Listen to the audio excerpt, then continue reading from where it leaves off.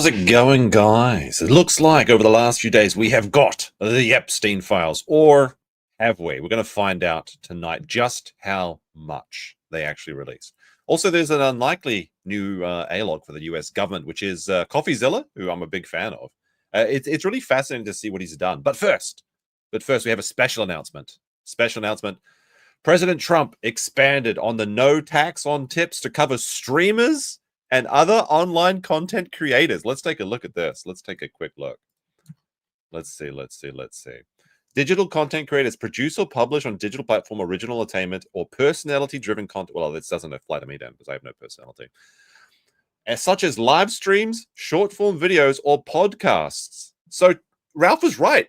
Everything is tax-free. It's the old... Oh, where is that video? Where is it? Did you hear me? It is tax-free. I mean, Ethan, right? Like, given enough time, you can be right about anything. So, total Ralph and Mail victory. Yes, indeed. Now, Republican Anna Paula Luna. Public release of Epstein files coming any minute now. This happened, I guess this is yesterday or 2 days ago. It's kind of confusing at the moment because I guess it's still Thursday for Americans. For me, it's like Friday at 12:30. We will be returning to the regular stream times next week, but this week I decided to take a bit of a different approach, also because I had to do some stuff during the evenings. However, there will be a stream tomorrow around this time, which will be the Gaming Dinosaur stream, probably playing Raptors, because that's a lot of fun. Also, there's some gaming stuff I'll talk about at the end of the stream. But people were joking around saying the sneak peek of the Epstein files, and spoiler alert, they were basically 100% right. This is what your average page of the Epstein files looks like. Wow. Thank you so much, government. Wow. Amazing. What do you think happened here, chat? Let's just release 10,000 files. How many of them look like this? Well, like 90%. All right. So there's actually some kind of funny memes here as well, I think. I've got to be careful when you scroll on Twitter. The Fell for It Again award? Oh, no, not this thing. When we were looking through Our Place, a bunch of people saw like there was this meme, not with the I guess the Mega Wojak. I don't know what you call this guy. Maybe it has a special name. But the original one of this, we saw this machine, and some people were like, "What is that? What is that?" They don't get the meme. Look, if you don't get it, then you're from a different time in the internet, and it's probably for the best that you don't know what it's about. What else we got here? Let's see if there's anything else. This was one of the most cringe things ever. I can't believe it. All of these people, all of those social media influencers that like went to do the photo op, holding the documents, the binders of fucking nothing. I can't believe they have any retention, any audience, anyone caring about them in the slightest. So embarrassing. But anyway, let's get back to this article. So the US government has released thousands of files on Jeffrey Epstein. Here's what they tell us. Let's take a look. Tens of thousands of documents related to the investigation into convicted SO Jeffrey Epstein and his death in prison have been released by the House of Representative Committee.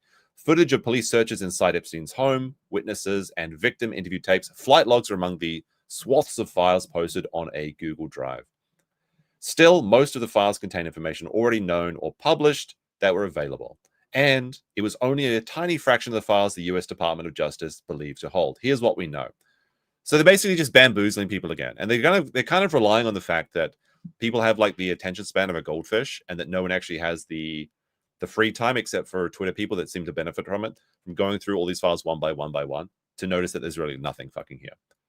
The trove of material includes several videos of apparent police interviews with victims, timestamped to have taken place between 2025, so 2005 and 2006. In one video, a girl whose face was blurred said Epstein paid her $350 for a massage and intercourse when she was 17 years old. You can, if you're a member, you can spam the wood chipper emojis while you're liking the stream. I'd appreciate that. He has the girls take off their clothes and give them a massage, he said in the 17-minute. But I thought there was no crime. That's why Ghislaine Maxwell's in prison, right? Because she did nothing. She was a part of nothing. She helped nothing. Other files contained audio recordings from the criminal investigation of Epstein in Florida, including the victims whose names and date of birth were edited out. When asked by an investigator what was the most you ever earned from him, the victim described receiving more than 1,000 among other gifts. In another audio recording, an employee of Epstein tells law enforcement there were a lot of girls that were very, very young, visiting the financier's home, but he couldn't confirm whether or not they were minors. He said he was employed to clean a room where Epstein had massages twice daily. Over the course of Epstein's visits to the homes, the man said more than a dozen girls might visit. Search of Epstein's homes. Almost an hour of police footage showed the investigators walking through the property of Jeffrey Epstein. A photo of the financier and Ghislaine Maxwell on a grassy hill was displayed on a paneled living room wall. That's a really ugly aesthetic for such a person with so much money. Can we watch this? Let me have a look. Watch 1 minute, 30 seconds. Take a look. Ah, stop it. Okay. We cannot. Oh, hold on. I'll just play the first second for a sec so you can hear this, because I had the screen muted. But like, this is what I heard. This video contains nudity. This is the first time a trigger warning, a content warning has ever benefited anyone. Thank you very much, ABC News Australia. Whoa, buddy. Woo, that was a close one.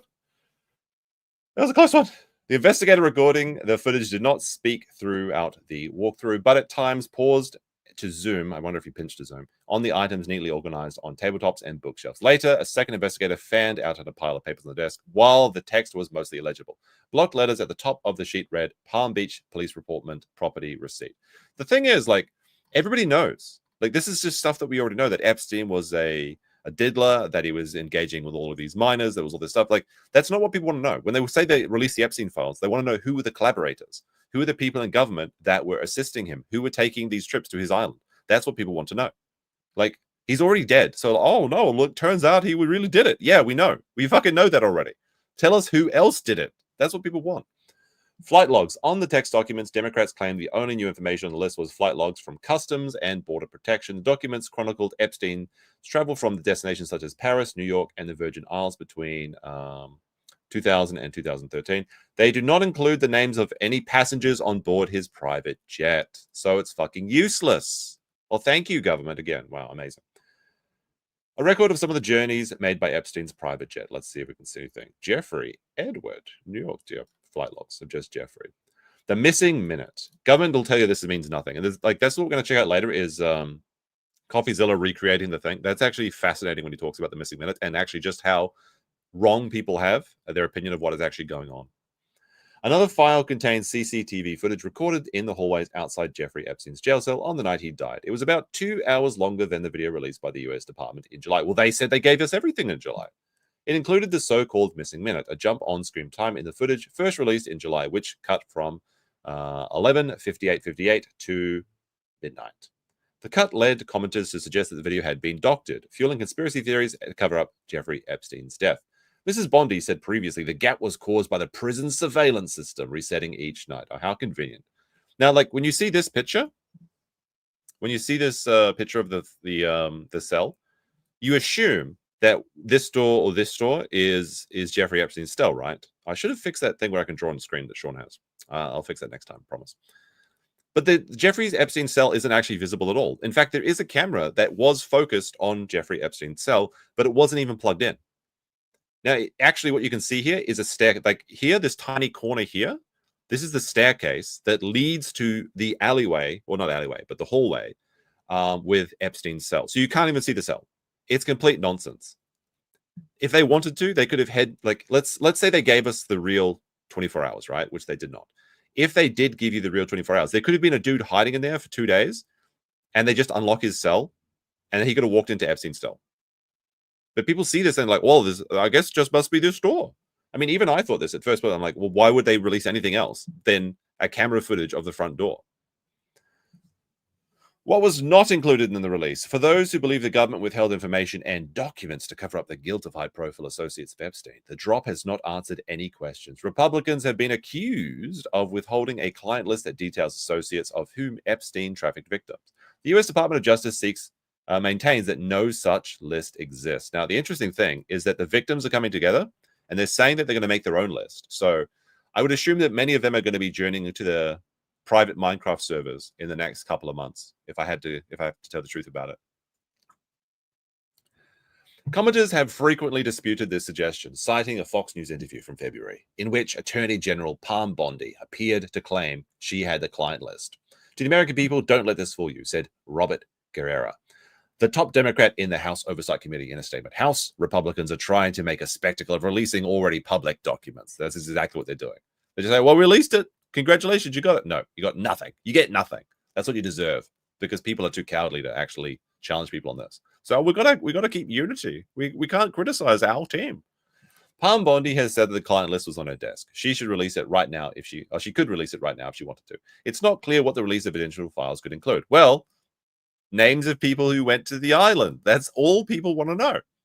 How much more is to come? The files released today were just a fraction of those held by the US Department of Justice. While the Oversight Committee has subpoenaed all the files, only about 1% have been turned over. Now, do I say it? Only 1% have been turned over, and I guess the things that haven't been turned over concerns the 1%. Politicians are currently publishing a law that would require the Department of Justice to publish more files. Democrats lined up in the House chamber on Tuesday evening to sign a petition from Kentucky Republican Thomas Massie that, if successful, would force a vote on the bill. If the vote goes ahead, the legislation would still need to be passed by the Senate and signed into law by Donald Trump. I don't think he's going to do it. He's been saying, oh, the list was made up by Obama and some shit like that. Like it's cope. It's absolute cope. He just needs to come out and deliver on his promises. We continue to bring the pressure, Mr. Garcia told reporters. We're not going to stop until we get justice for all the survivors and victims. Alrighty. Now let me see. We go over to Coffeezilla's Twitter for a second. Now, Coffeezilla has turned unlikely ally in the fight against the Ghislaine Maxwell and Jeffrey Epstein and the government in general. Now, Coffeezilla basically does scam reveal videos. He investigates people. A lot of them are in crypto because that's kind of like the scam venue for choice these days. So, but he does a lot of like hard evidence, a lot of research, very well documented, very well researched, very well edited, and very entertaining. A very interesting guy, and he's got a couple of problems of his own with some lawsuits and things like that because of people like Logan Paul and others who he exposed for their crypto eggs scam. But he's been very plugged into this for some reason. So you can see here, Ghislaine Maxwell asked Epstein list. Absolutely not. Let's see what this is. During the time that you were with Mr. Epstein, even in 2000, when you were around less frequently, you never observed or you never saw any sort of list, black book, or list of individuals who you know linked to a certain masseuses, or absolutely not. Well, then why is she in prison? Anything like that? Absolutely no. There is no list. Well, if there's no list, why is she in prison? There is none that I'm aware of. Ghislaine Maxwell never saw Epstein blackmail a client. Did you ever see blackmail? Never. A client? No. Oh, then why is she in prison? Ghislaine Maxwell on Trump. I admire his extraordinary achievement. I like him. I always liked him. Never saw the president in any type of massage setting, any appropriate setting anyway. Never inappropriate with anybody. Gentleman in all respects. And I actually believe this. I don't think that Trump went to the island. But he's definitely downplaying his relationship with Jeffrey Epstein and his flights on Jeffrey Epstein's plane. This absolutely happened. I don't think there's any argument about this. There was kind of a funny one here, I think. It was down here. Here we go. Todd Blanche said, but from what you know, you do not believe a camera exists or a video camera of a camera that takes pictures inside the residence? Correct. So Ghislaine Maxwell says that there was no cameras. However, there's literally just cameras mounted all over his house, literally in every room. It's so bullshit. It's so bullshit. Where is the tapes from these cameras? They know exactly who did this. They know exactly what happened, and they're hiding it for political reasons. All right, so let's take a look. Oh, wait, what is this? Last one before we go to the tape.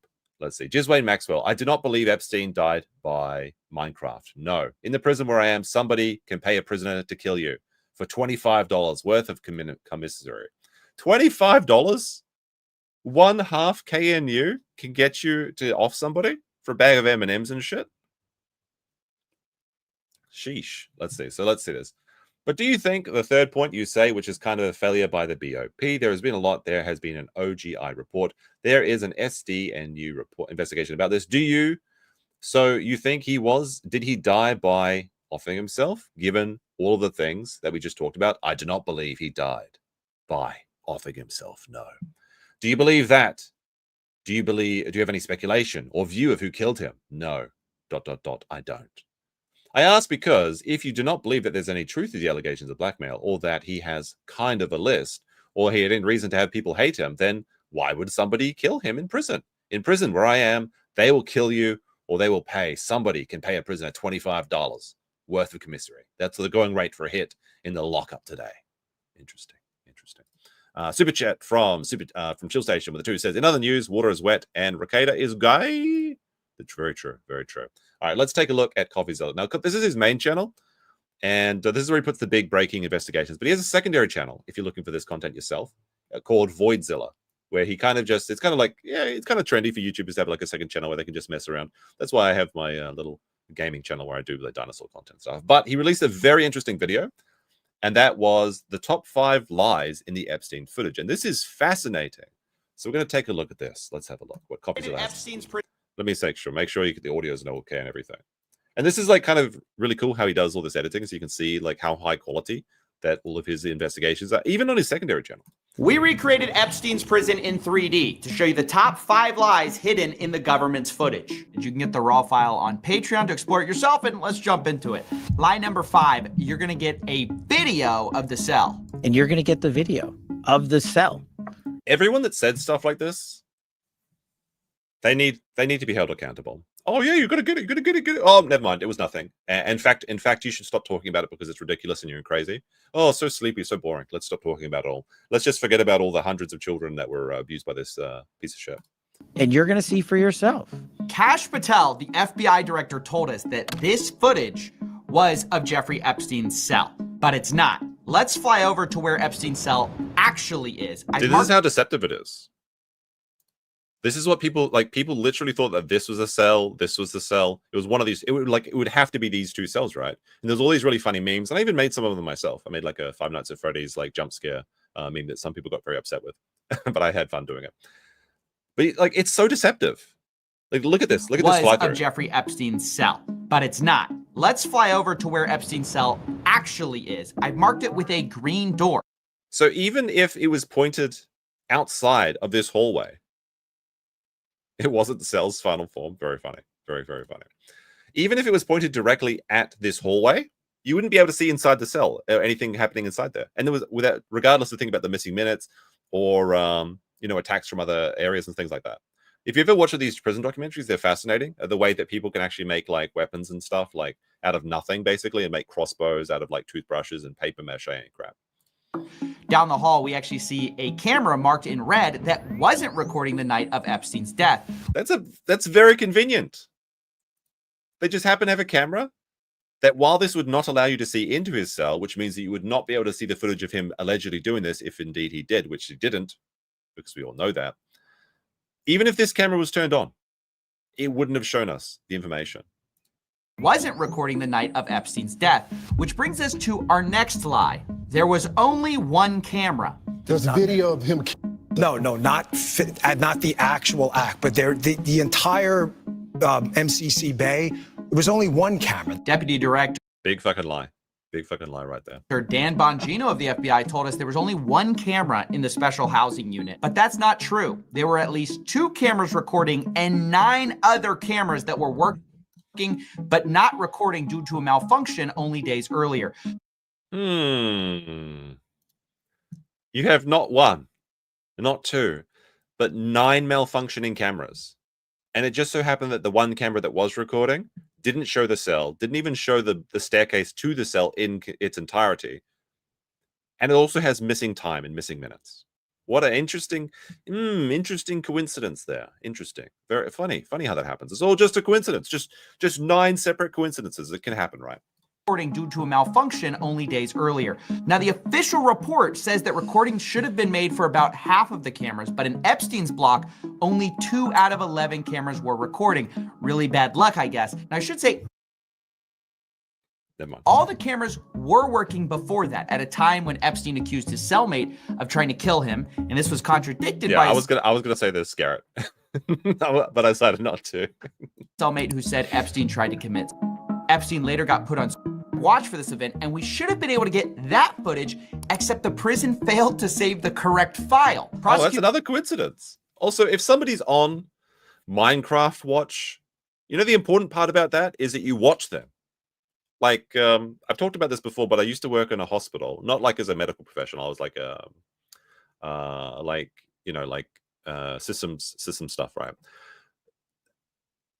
The watching part is the only important part of the like it's just like we put them on self-deletion watch. We didn't watch it. Like, no, This is one of the most important things, because the consequences are obviously they're dead. Claim the footage contained on the preserved video was for the correct date and time, but captured a different tier than the one where Jeffrey Epstein was located. It was only What are you talking about?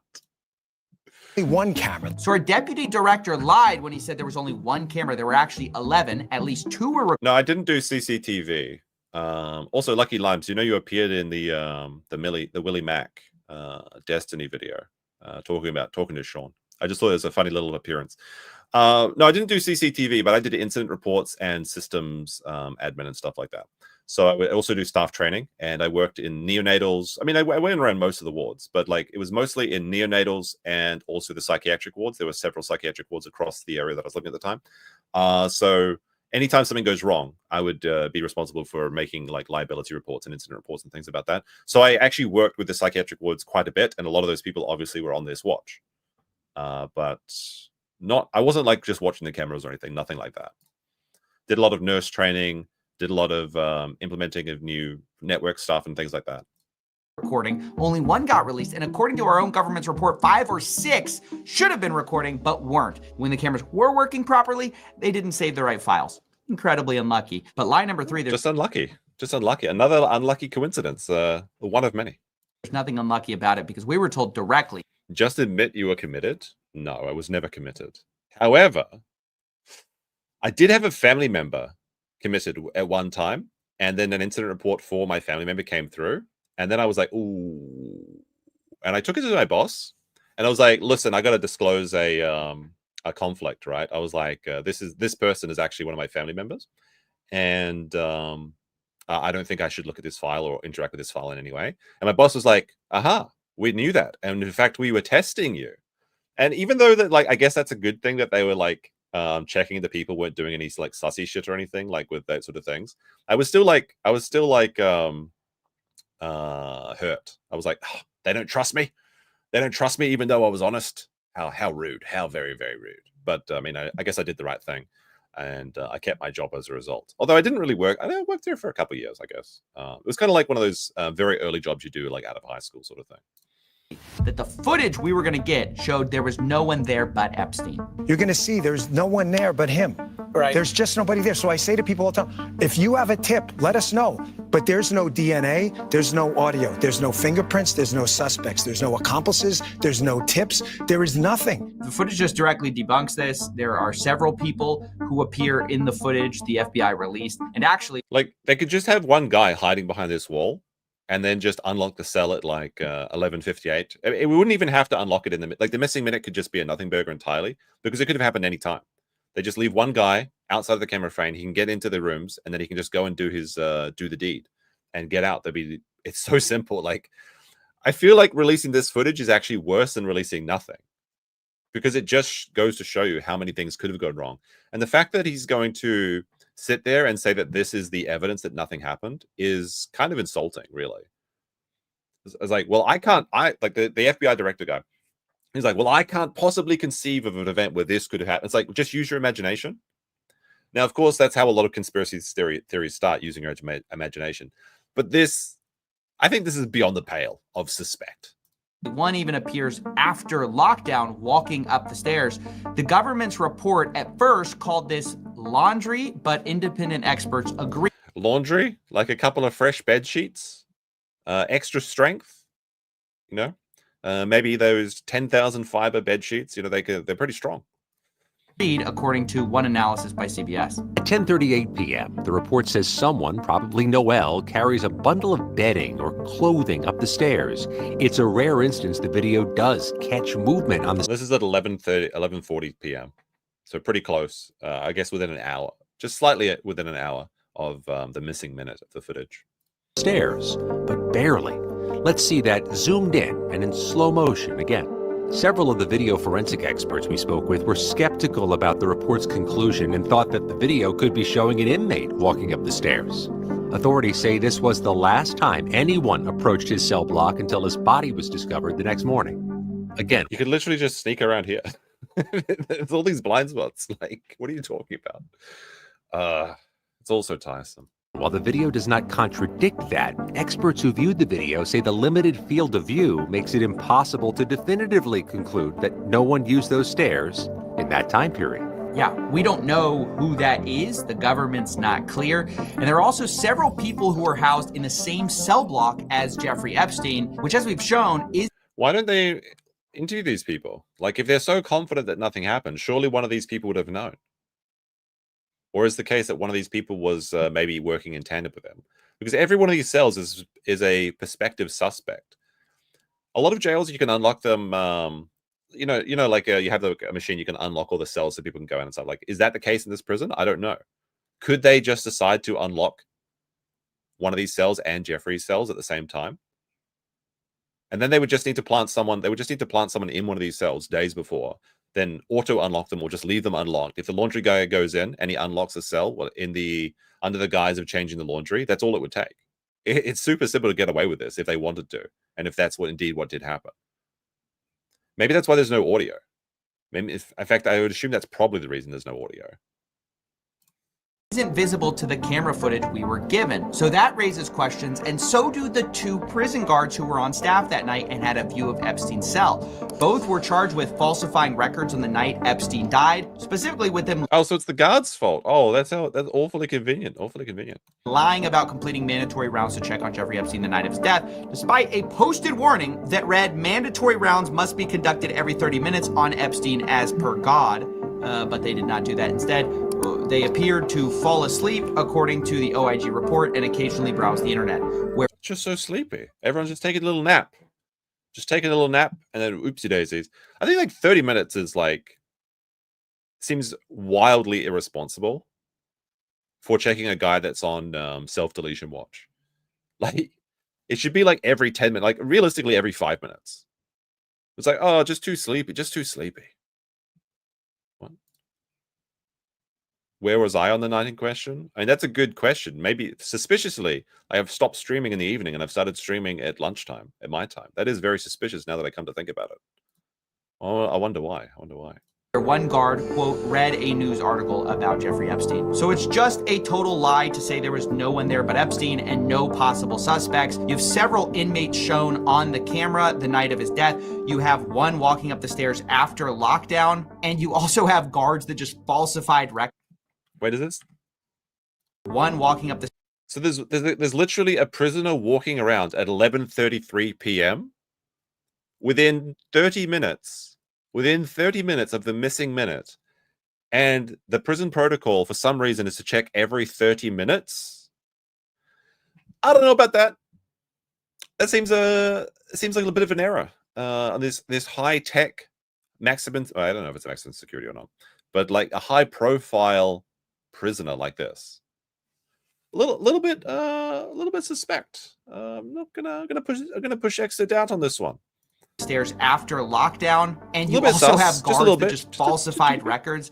But this all brings us to lie number 2, the second biggest Pinocchio, and that's where they told us we're going to get the raw footage, so we know there aren't shenanigans. It's fucking raw. We're working on cleaning it up to make sure you have an enhanced, and we're gonna. This guy is the most suspicious character. Like, they could have picked someone who had some charisma, someone who had some, credibility. This guy just seems like this shifty salesman character who's trying to offload like this broken fridge on you or something. Like this, I don't think I've ever seen a more suspicious person, especially in the way that he describes this.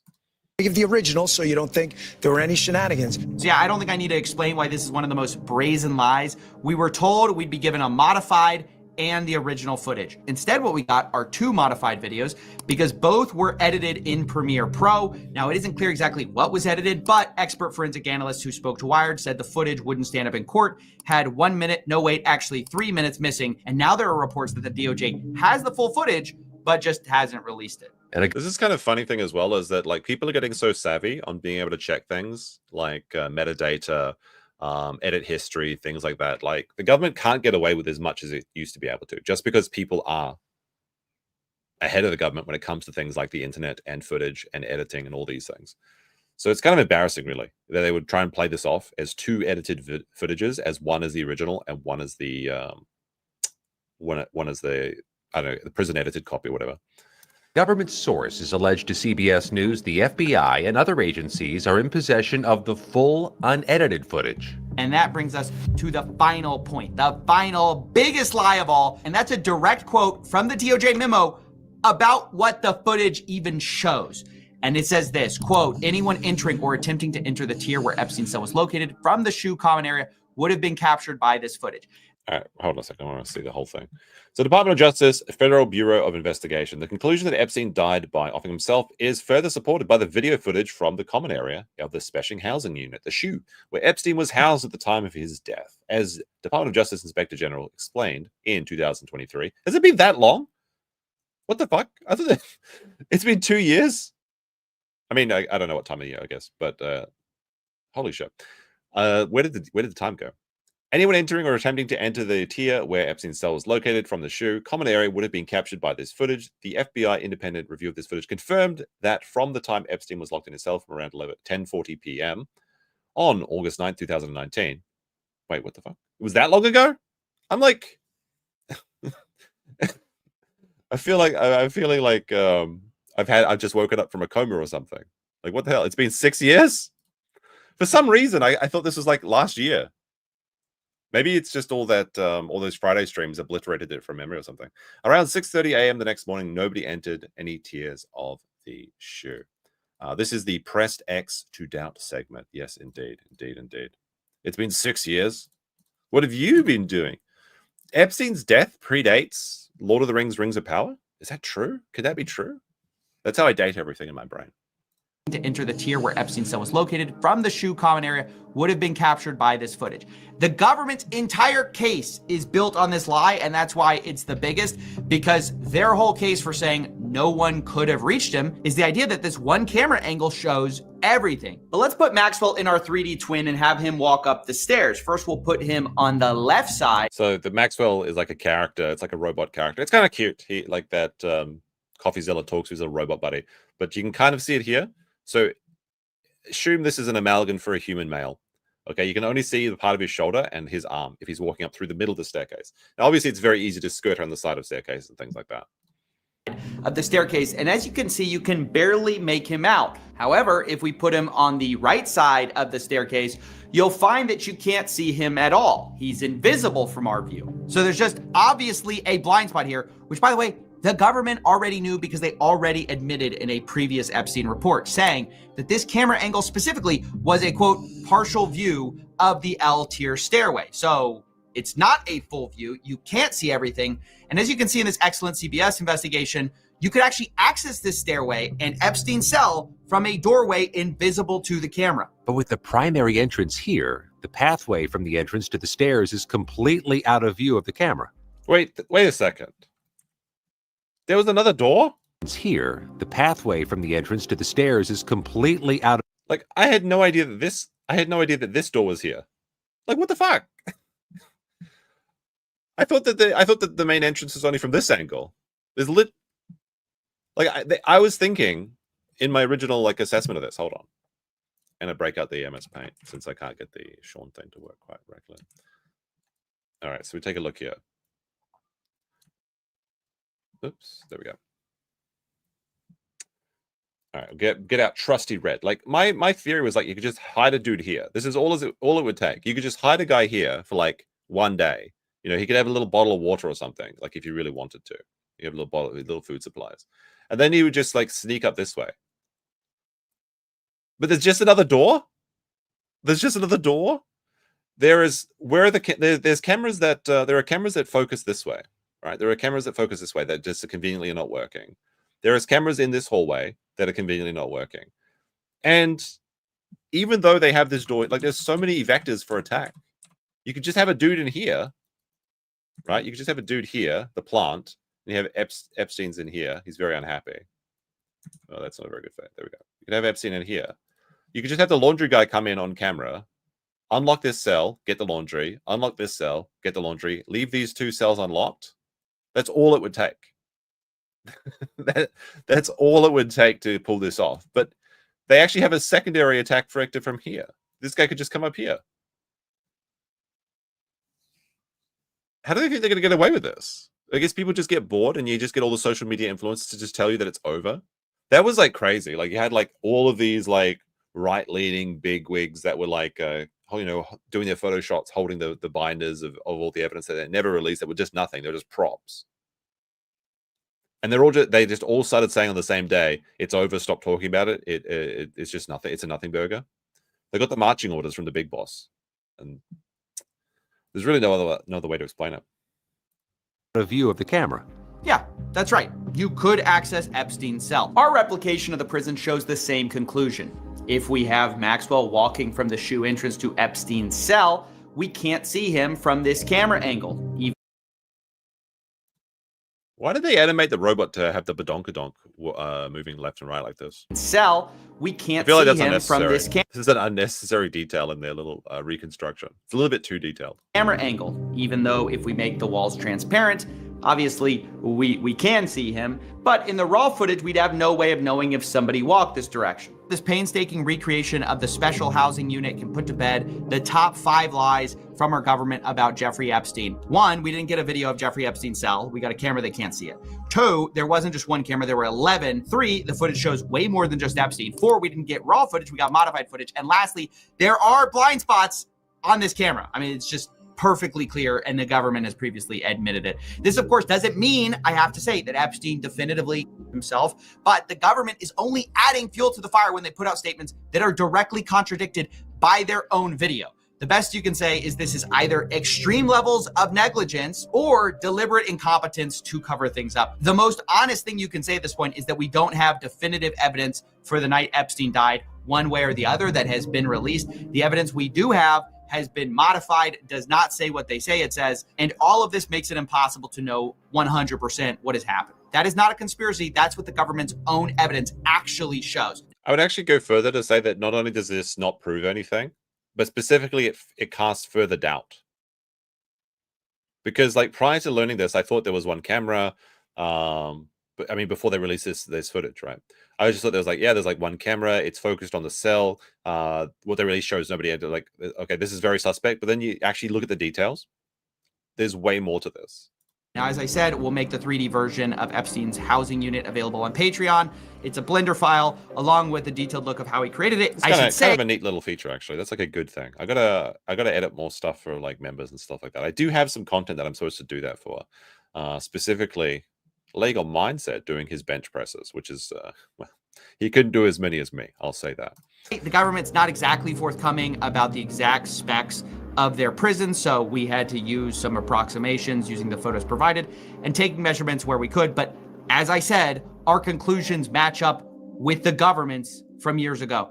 Another crazy thing about this, and why I bring up the experience of working in the hospital earlier, is that, but I forgot to mention one detail, is that when people went on to deletion watch, they would remove anything that could be used as a, for doing the act. I'll show you what I'll show. I need an example. Let me just go to Discord for a second. I think I have a photo of this somewhere. Was it? Maybe I didn't show it. Maybe I didn't show it. Was it in memes or something? Was it in photos? Daiso Japan is like a $1 shop basically, and they released something very funny recently. I'm sure I had a photo of this. Oh, here it is. Here it is. This'll work. This'll work. Okay. So this is Daiso Japan. They sell like stuff, right? This post says, Daiso-san, are you serious? So they released this colorful loop keychains. Okay. So basically, when I was working in the hospital and we would have people on self-deletion watch, we would make sure that there was no way they could construct a colorful loop keychain from anything in their material. This means no shoelaces. This means no sheets that have the strength to actually do this. This means their clothes were replaced with like kind of gowns that were kind of like, it was kind of like a paper you could use, you know? So it would tear if you tried to put any, and they look like hospital gowns, basically. I mean, it was a hospital, so. But yeah, you'd use like paper sheets, you'd use paper clothes. They would just have no ability to actually craft themselves their own colorful loop keychain. At least, maybe they could, but with like, it would take days, you know, of like making paper mache, glue and stuff like that. Certainly not within 30 minutes, which is what the Jeffrey Epstein actually had to accomplish this task of making himself his own colorful loop keychain. Second of all, when people... No, I was going to say something that was kind of silly. I'll avoid saying that. So this doesn't make sense to me whatsoever. If he's being under this watch, why did they just leave the sheets in there? Or is that why the guys, like, that could be another theory, is that the guy came in with the bed sheets, the bed sheet guy, that's why he's going 11:30, is because they did have that. But then he replaced it with some stronger, like 10,000 thread bed sheets or something, because he's a rich boy, so he needs those premium bed sheets. It just doesn't add up. Like, all of these, there's just too much things. Like, I like to attribute things to incompetence rather than malice, but this many errors, there's just no way. Canada has these too. What do you mean, the colorful loop keychains? I mean, if you go to the Canadian hospitals, I'm sure they do. Yeah. Garrett says, hospital my girlfriend worked in had some sitting in the room with them the entire time. Yeah, I mean, this is just for patients, right? Like hospital patients, not like high profile celebrity witnesses and guilty parties that would be instrumental in prosecuting other high profile individuals. Whatever happened to Jean? I don't know. She disappeared one day. That's what I talked about that last time we did a stream. Like, people asked me if I had any moderators. I have one moderator, but she's asleep right now. But we used to have Jean. I don't know. She just disappeared one day. She was very good. She was very diligent mod. But she just disappeared one day and nobody knows. I hope she's doing well. Don't know. It is a mystery. You see some people, like, there's always like a certain churn of people coming through streams and things like that. Like, you have reoccurring viewers and reoccurring characters and things. And sometimes people just grow out of the content or they get busy, and that's fine. It's just a natural life, right? But yeah, Jean was pretty good. Let me say. Just to let you know, I'm regularly security work. If cameras are not working, you send personnel to cover the patrol area until cameras are fixed. I mean, that makes fucking sense. The cameras are there for a reason. They should know that these cameras are not working and take measures accountable. All right. Where was I? Back to this. All right. I want to go back to the... Actually, I'll go to the paint. I'll go to the paint for this. What do we think happened here, chat? So let's look at the angle. Let's look at the different angles and see what we have the most likely. So scenario 1. We'll go to scenario 1. Let's have a look. So scenario 1. Sneaky boy. Okay. So we have sneaky boy. Sneaky boy comes in from... This is 1. These are our theories. And we're going to rank them for how most likely. So sneaky boy comes in through the alleyway. He comes up, sneaks past the camera, and he goes in, and he gets out. That's sneaky boy attack. We got the secondary one is laundry guy.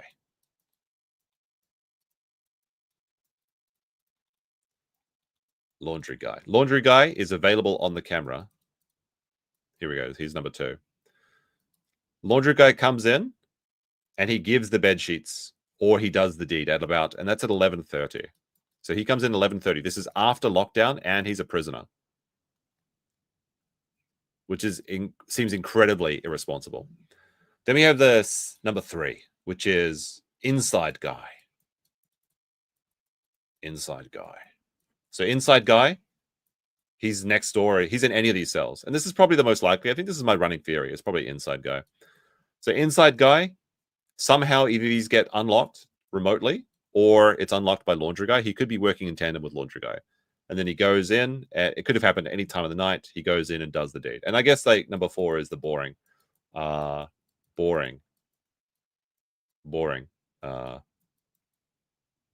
It's true. I mean, actual. We'll say this actual Minecraft. So the option number 4 is that Jeffrey just actually did it, and we're all just lunatics. I'll do a poll for this for the chat real quickly. We'll see what people think. Inside guy conspired with laundry guy. I think that's very likely. Let's see. Who done it? It said Junit, but that's fine. Let me see. Sneaky boy 1. Laundry guy 2. Gotta add these extra options. Inside guy. Actually Minecraft. All right, we'll give the chat a second to vote on this to see what we think. What about tunnels? Well, we can only have 4 options. The tunnels is also a good alternative. So it was Hillary, more like Killary. I actually saw that was one of my favorite edits from this. Is that the not from this, but from this entire story, is that somebody edited using AI, like Hillary just walking into the cells. But I mean, that's the funny thing is the memes. All the memes take place in like this area here. This is the meme area, which doesn't show shit because like there's a door, like the door's like here. So all the memes show the people walking up this staircase and into these rooms, which is kind of disappointing. The Clinton body count, very suspicious, very suspicious. Can't be tunnels. They don't use bed sheets, just plain mattress is fine for them. Maybe. Kind of seems late for delivery when you should be sleeping. Maybe that's the secret, is that the laundry guy was showing up because Epstein, J.E., maybe he wet himself. Maybe he's a P-boy. And they had that emergency 11:30 p.m. laundry delivery. I mean, this is like, why? Why have they got to... First of all, I don't know, like, laundry guy is really suspicious to me. Why is he out of lockdown? Why is it 11:30 p.m.? Why is it within 30 minutes of the camera not malfunctioning? Why is it... I mean, when he's on, like, 30-minute watch as well. This just doesn't make any sense whatsoever. Oh, it's like it's a special day. Like, prisoners get to stay up late for a treat. It's like, but Dad, we want to watch the movie. It comes on at 11. Okay. I don't know. I think that's pretty. Looks like the chat voting. Sneaky boy with 32%. Laundry guy with 26%. Inside guy with 32%. It's like, it's a tie between inside guy and sneaky boy. I think it's most likely. I think it's got to be either sneaky boy or inside guy. But inside guy could have been working with laundry guy, I think. I mean, very simple thing. You just plant some guy here. Like, either he's a plant or he's an actual criminal. You have this guy come in, 11:30. He unlocks the doors. He locks 1. He unlocks 2. He changes the sheets. Then you have a nice, strong, solid sheet so that the inside guy can just pop out. And maybe they paid this guy $25 worth of M&Ms or some shit, because that's what Ghislaine says is the going rate. Just give him a 20. Just give him a 20. Maybe even give him a whole KNU, and he'll just take it out for you. Laundry guy gave material to Minecraft. This could have been like, this is actually another theory as well. Like, they literally could have, like, if the boring answer, which is Jeffrey actually did it, but then they incentivized him to do so by either having this guy come in, maybe he threatened him, maybe he like demoralized him. You know, he used his psyop government demoralization techniques. You're going to be in prison forever. You're going to get graped by. Actually, I have something that related to that.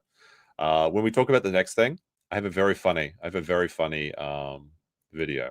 But hold on, I'll show you what happens at the end of it. They have this guy come in. Maybe this is what happened. He's like, ha ha ha ha ha. This will make sense later. Don't worry, this will make sense later. I have a plan, chat, but we're building up to it. Where were we? You're really good at detective work. I don't know about that. I'm very good at theory crafting. I think coming up with conspiracy theories is fun. I mean, ultimately, we can't really affect this in any way. I mean, I specifically can't because I'm not even American, right? But it is interesting to think about. It is interesting to get the noggin jogging, and it is, I think, very healthy to be suspect of the people in power, especially when they're all taking rides on the Lolita Express. I would hold out for some peanut and almond. Peanut M&Ms are the best. I think that's my goat candy, is the peanut M&Ms. I haven't had them in years though. I don't think they don't really sell M&Ms where I live. I like Skittles. I like peanut M&Ms. Not a big fan of just the regular chocolate M&Ms. But I don't know about this, but in Australia, we have Smarties. Do you guys in America have Smarties? They literally, let me say, Smarties. I have to say it like that. So this is the candies that people eat in Australia, and I guess probably the UK as well. We have Smarties.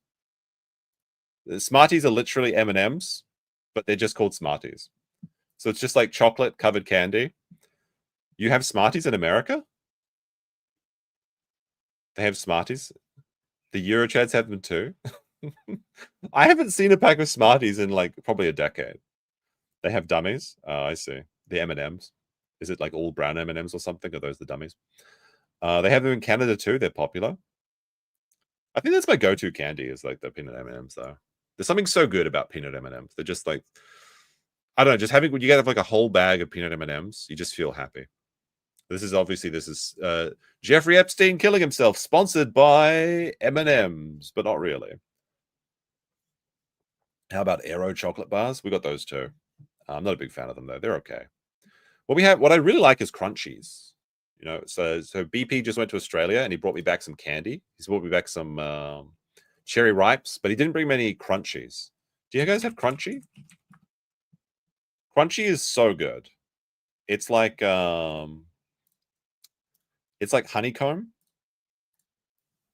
So they call it hokey pokey. They call it hokey pokey in New Zealand. But crunch, I don't know how we got from Epstein to candy. People joining the stream late will be very confused. But like the tangents are the most fun part about streaming. It's just like having a conversation with your friends. But yeah, I really like crunchies, but I have a special way of eating these. So when you get a crunchy, so basically it's just honeycomb, which is just it's just caramelized sugar with baking soda or bicarbonate of soda or something, and it makes it puff up. It's like that stuff in the Squid Games they had that Gihun was trying to like the little umbrella thing. So crunchy is it tastes great. It's covered in chocolate. The special way that I eat it, and like I think most children actually do this, is that you have to try and get all the chocolate off of it. So it breaks off in like little chocolate slices. So you have like the little slice of chocolate. So you'll strip the crunchy of its chocolate, and then you'll eat the chocolate first, and then you go back and eat the crunchy bar. Oh, it's making my mouth water just thinking about it. There was like a lot of shitty candy when I was a kid as well. Like they had these things called K-bars, which were terrible. And people would always say like the K-bar.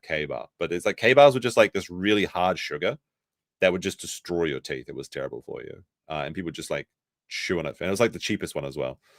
But I'm starting to reminisce now about all the candy. Like we had like this candy shop in the mall where I used to live. Actually, I can show you where it is. This is kind of silly. I wonder if it's still there.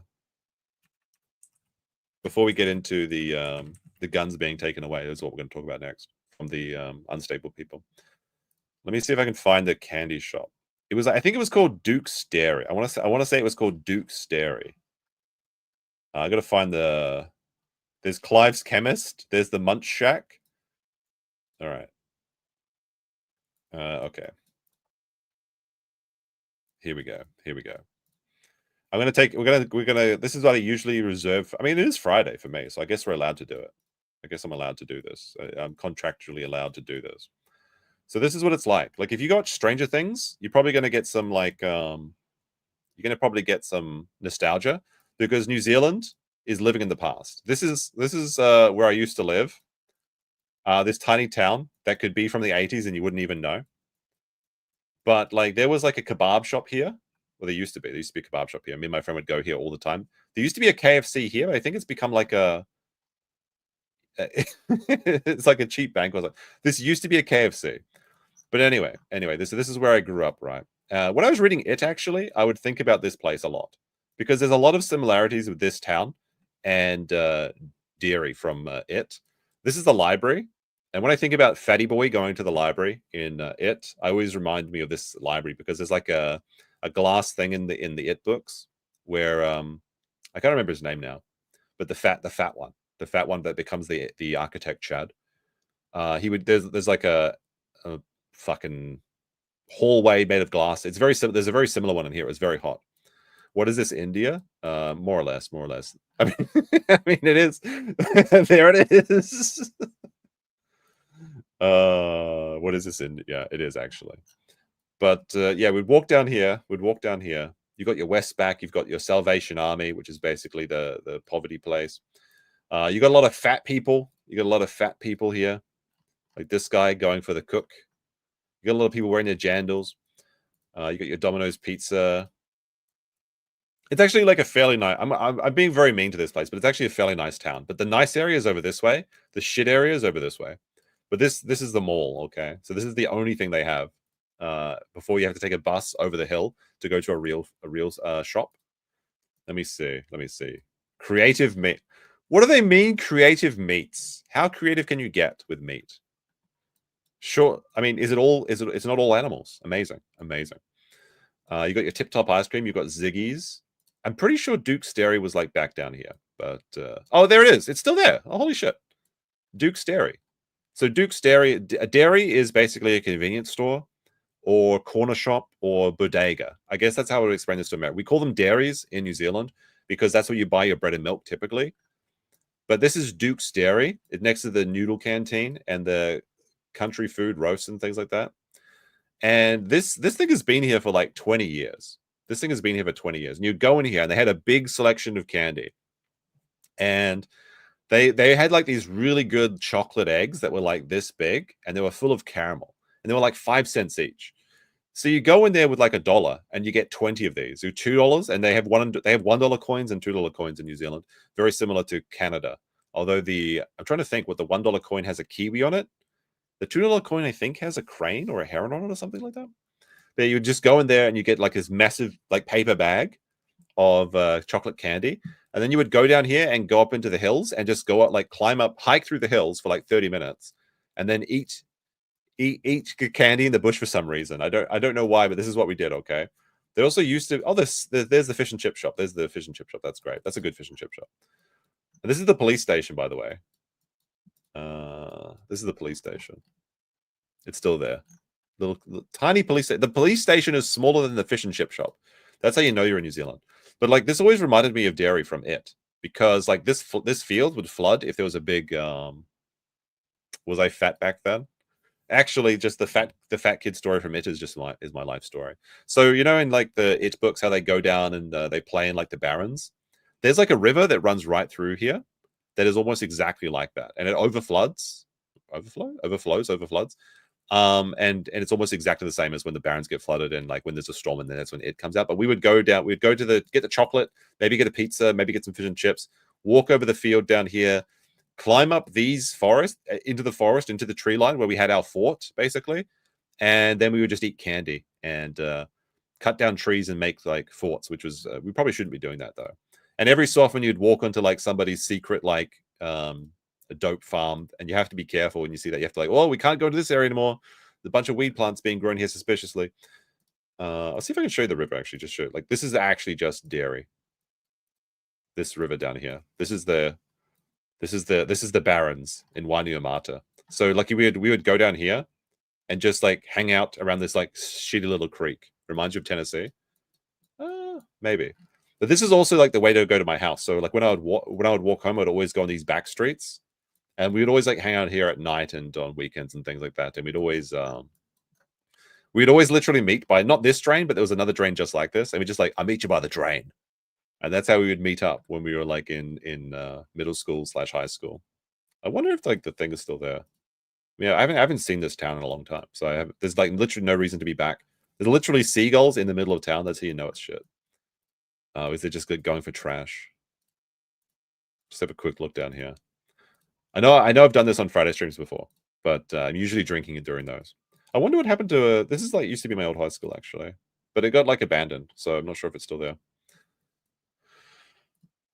Cheer, bro. Me and Jake the Muss used to hang out in Rotorua. Rotorua is fun actually. It's smelly, but it's fun. All right. Anyway. Sorry, we got distracted. We got distracted by the crunchies and eating candy and living in the third world countries. Oh, actually, I was going to show you one more thing. Never mind. All right. So the Trump DOJ, despite being very gay about not releasing the Epstein files in their entirety, has done something very interesting. The Trump DOJ deliberates over gun ban for transgenders. The Justice Department is actively considering a range of options to prevent mentally unstable individuals from committing acts of violence. Now, like off the top of my head, this would seem to be unconstitutional. But I would say that you should probably limit guns from people that are mentally unstable. And then some people in chat might say, well, what's the difference? And that is a very interesting point. Max Mirror says, you need to play the Kangaroo Jack video. No, we're not doing that. I know Max loves the Kangaroo Jack. I know he does. I was betrayed as a child watching that movie. All right, let's take a look. Washington. In the wake of the latest deadly attack on schools by transgender identifying individual, President Donald Trump's Justice Department is considering blocking trans identifying people from buying firearms. How would you accomplish this?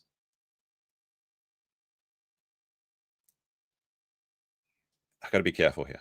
I gotta be careful here. So, like, realistically, how would you implement this? Is the gun owner supposed to like just they're like, well, this person's wearing a dress, no guns for you? Is that what they do? Like, do people register? Like, I guess some people do that. Like, I would assume that a trans person would not just identify themselves as trans when buying a gun. They could just wear their normal clothes. They just put in a pair of jeans and go buy them. Unless they've medically disclosed to the government that they are trans. And if they have done so, then that is ridiculous. But like the practicality of this is I question about it. Individuals within the DOJ are reviewing ways to ensure that the mentally ill individuals suffering from gender dysphoria are unable to obtain firearms until they are stable. While they are unstable, and this is very very spicy. One source inside the Justice Department told the Daily Wire. The DOJ's discussion centered on the fact that those who identify as transgender suffer from gender dysphoria, a mental disorder. The DOJ source familiar with the conservatives shared by the Daily Wire. Gender dysphoria describes the sense of unease that a man or woman may feel that he or she is that their biological sex is mismatched with their gender identity. The DOJ spokesman would not comment on specific measures being considered, but said there is a range of options. You could just send them to the range, I suppose. That'd be a good way to do it. John D with a 10 pounds. Thank you very much. Says, thanks for the entertainment in the last few hours. Much appreciated. You're a cunt, but that's why I love you. Or I'm much. Yeah, I am. It's true. It's true. It's true. It's true. Under Attorney General Bondi's leadership, this Department of Justice is actively considering a range of options to prevent mentally unstable individuals from committing acts of violence, especially at schools. And this is the strangest thing. You have these people that are up there like, give me what I want or I'll shoot up your kids. Very strange way to achieve what you want. It's really weird too, because if you think of like old movies, right? Like specifically Silence of the Lambs, there's literally a point in Silence of the Lambs that Hannibal Lecter is like, this person's a transgender, but they're typically not violent. It didn't really age very well. Given the rise in transgender violence over the past decade, particularly aimed at school children, many on the right have argued that authorities should have been taking a much closer look at the warning signs exhibited by transgender. I mean, I would just say that they probably need to take a much closer look at warning signs in general, because it always turns out these people that like go and do these shooting up sprees or whatever, they're always on a watch list, they're always unstable, and they know about it. And some would argue that, or someone would suggest that that's the point, that they know that they're like this and they know they're going to do something. They're going to take away all the guns. Last week's deadly shooting at the Catholic Church in Minneapolis. There's a lot of weirdos in fucking Minnesota. Why does everything come back to Minnesota? Is Minnesota's, that's the real dreary from it, in which trans-identifying shooter Robin Westman, this can't be, that's his real name, Robin Westman.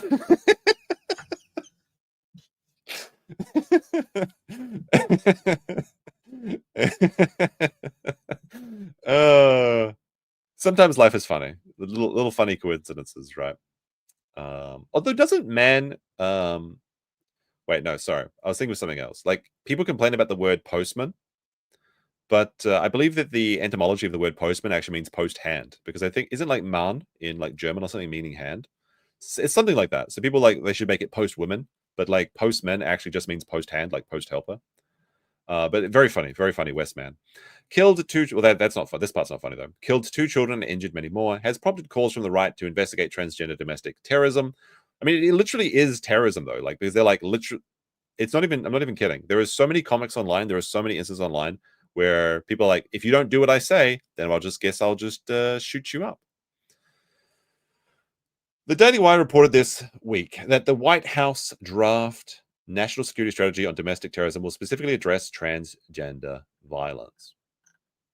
Westman's actions come only 2 years after another trans-identifying killer, this one, a woman who identified as a man, targeted Christian schools. Like, they always go after kids as well. Like, why do they just... Oh, never mind. 1 week later, leaders in Catholic and independent schools in Minnesota had called for Governor Tim Walz, That's great. That'll definitely he'll save the day. To help prevent similar shootings as the Daily Wire reported earlier this week, they feared that the next shooter would target one of their schools, but the security funding was never authorized. The same year, Waltz was working to produce or protect trans-identifying people, signing legislation establishing Minnesota as a trans refugee. Well, trans refuge, I suppose, not refugee. The trans refuge in Minnesota. Yes, all the trannies can go to Minnesota. Perfect. Just make like. There's so much fucked up with Minnesota. Is this the play? Send all of the weirdos to Minnesota, all of the everybody's, because it's not just. There's a lot going on in Minnesota. So they send everybody to Minnesota, and then they make Minnesota part of Canada. Is this the play? It's just like they're just gonna separate Minnesota, build a wall around it, and make Canada pay for it. And then they can let the Canadian healthcare take care of them for them. Promising to protect those seeking gender-affirming care. On Wednesday, or Tuesday actually, but it's like Wednesday for me, Walt shared that he is talking to legislators about calling a special session to address gun violence. The thing that makes America unique in the terms of shooting is that we have more guns, and the wrong kinds of guns that are on the streets. Like, this is like such a stupid thing to say. I know it comes up every single fucking time. It's like, well, we've got to get rid of the rifles, the AR-15s. But like the majority of school shootings and shootings in general are done with handguns. It's like the wrong time of guns. Nobody needs an AR-15. It's like, but it's like 95% of all shootings happens with handguns. And when they say mass shooting, it's like 3 or more people. It's primarily just gangs doing it as well. Which is kind of crazy because, like, if you say 3 people get shot, right?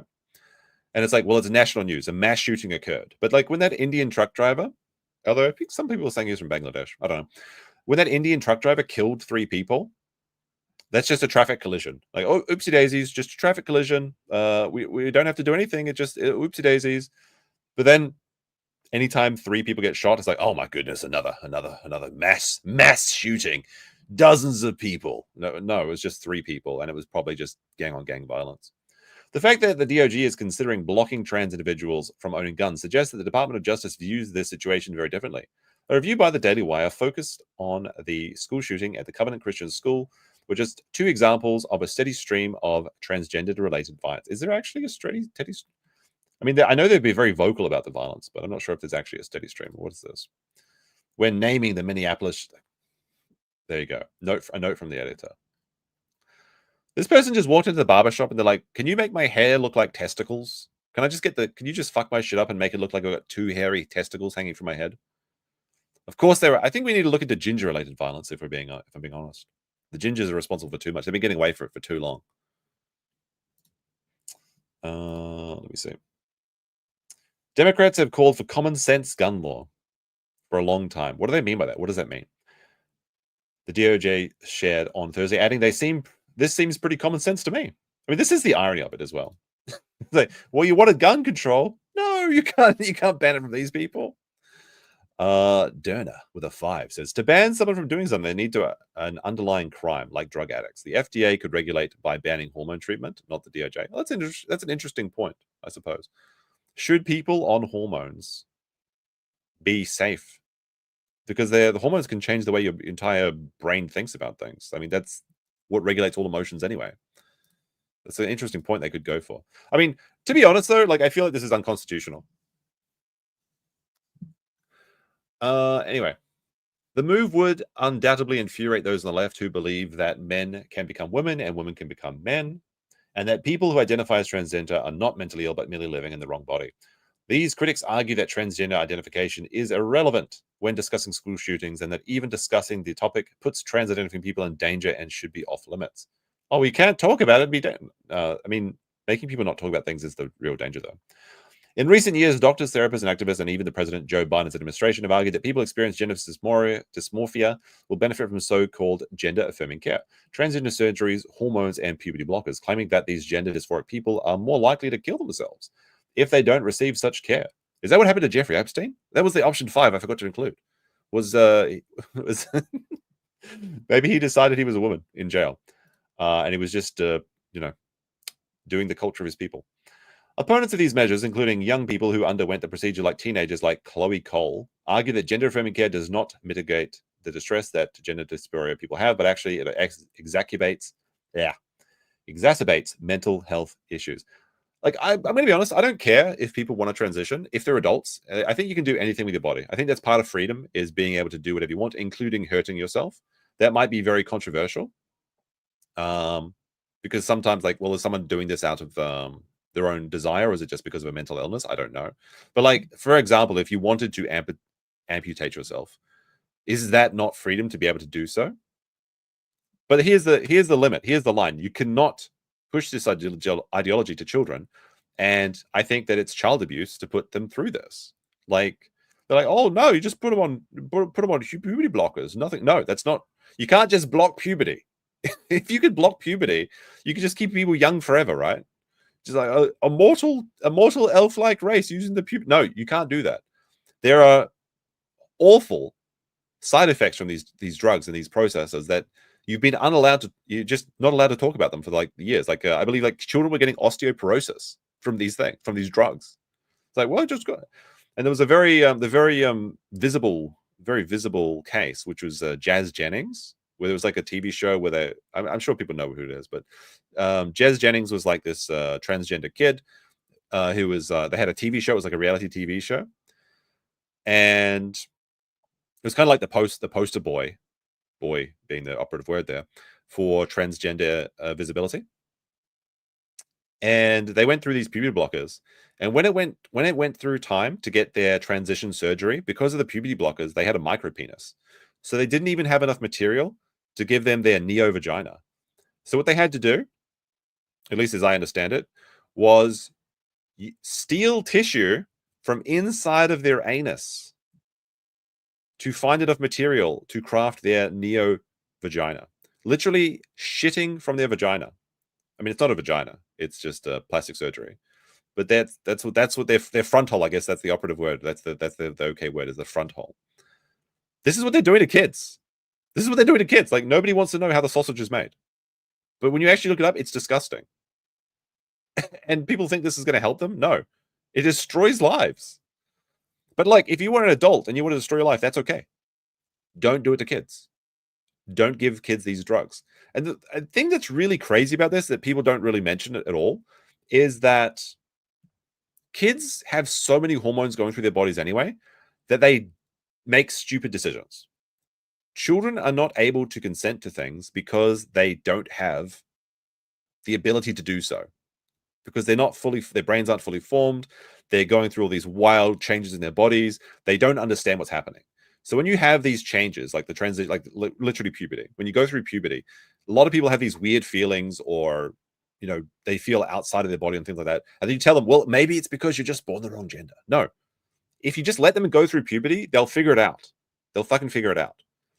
But then they start to feel a bit strange. And like, well, I guess we just stop the feelings. We'll just give you these drugs that there's no repercussions, except there are. I mean,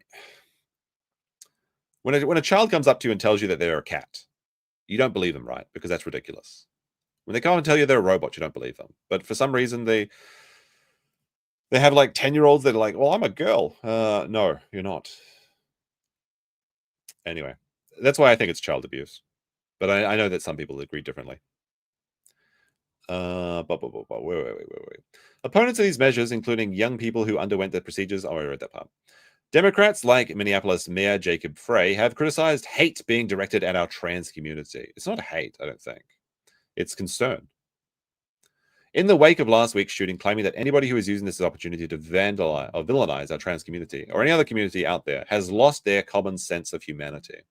Sebastian Gorka, Deputy Assistant of President Donald Trump and Senior Director for Counterterrorism, argued on CNN earlier this week that there was an ideological component to the school shootings.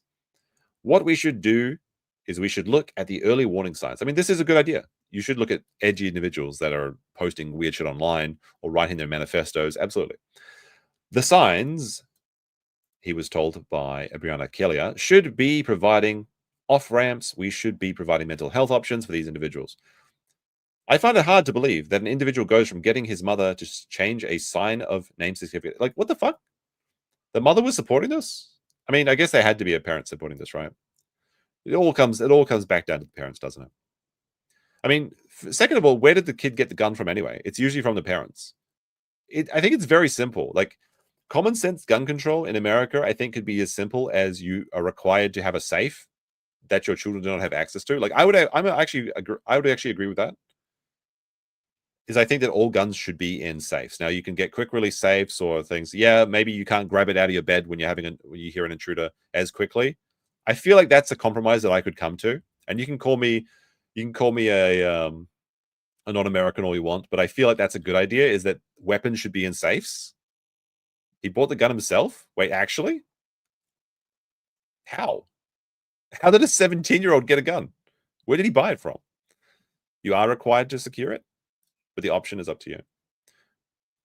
I don't know. Yeah, I don't know about the situation as much. I'm just saying this is how it makes sense to me. Surprise, surprise! I didn't actually look up very much about this this particular individual. And then a handful of years later is mowing down innocent children in a church, pew pew, doing the Catholic mass. Nobody realized this was a problem. That is what we have to address and save the next children from the next atrocity. It's not about the sexual proclivities of the individual. It's the fact that nobody seems to notice a very disturbing pattern towards violence. Good thing our foreigner's opinions on the second. Yeah. You're welcome to say that. I feel like that's pretty reasonable, though. And I feel like that's the case in many countries and also in parts of America. You're just going to piss us off. If I say anything, if I say that you should, I don't know, let's say you should do a breathalyzer test before buying a gun. Something very, very silly that doesn't really mean anything because it doesn't matter, right? But let's say you have to take a breathalyzer test before getting a gun. So you can't buy a gun if you've had one drink. If I say that, Americans will get very angry. I'll just think of ways to make Americans angry. Anyway, moving on to this. There's this AI being dumb video. I thought that this was kind of relevant to today's stream. So this is maybe the worst video of all time. We're going to check this out because people say that AI can't be art. But then I saw this and I don't know. This is art to me. Let's take a look. Also, it's very relevant to both Epstein and transsexual shooters. So let's take a look. We've got the cats. The cat AI slop videos are back. This will get rid of her. Here, have some cat. This is actually a wild story.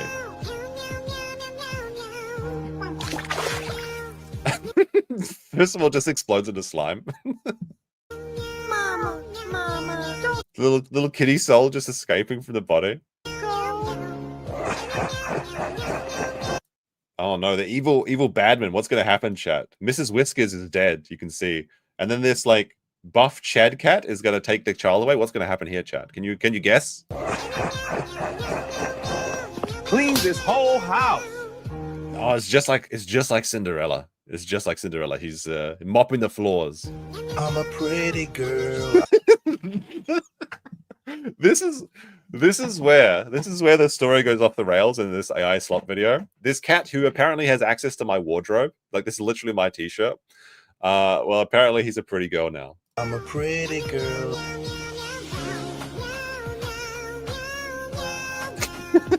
Why is this happening?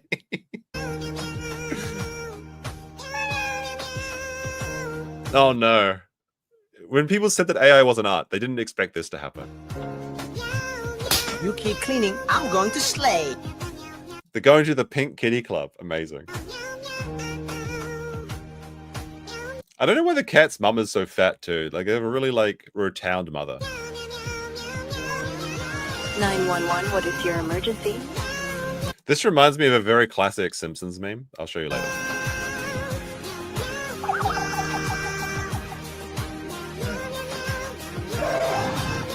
Oh no, the police are pigs. It's so true.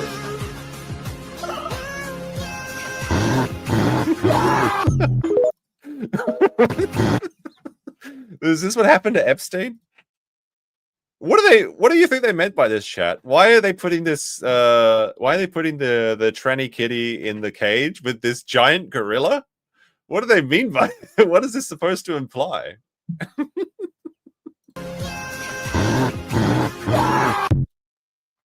Oh my goodness.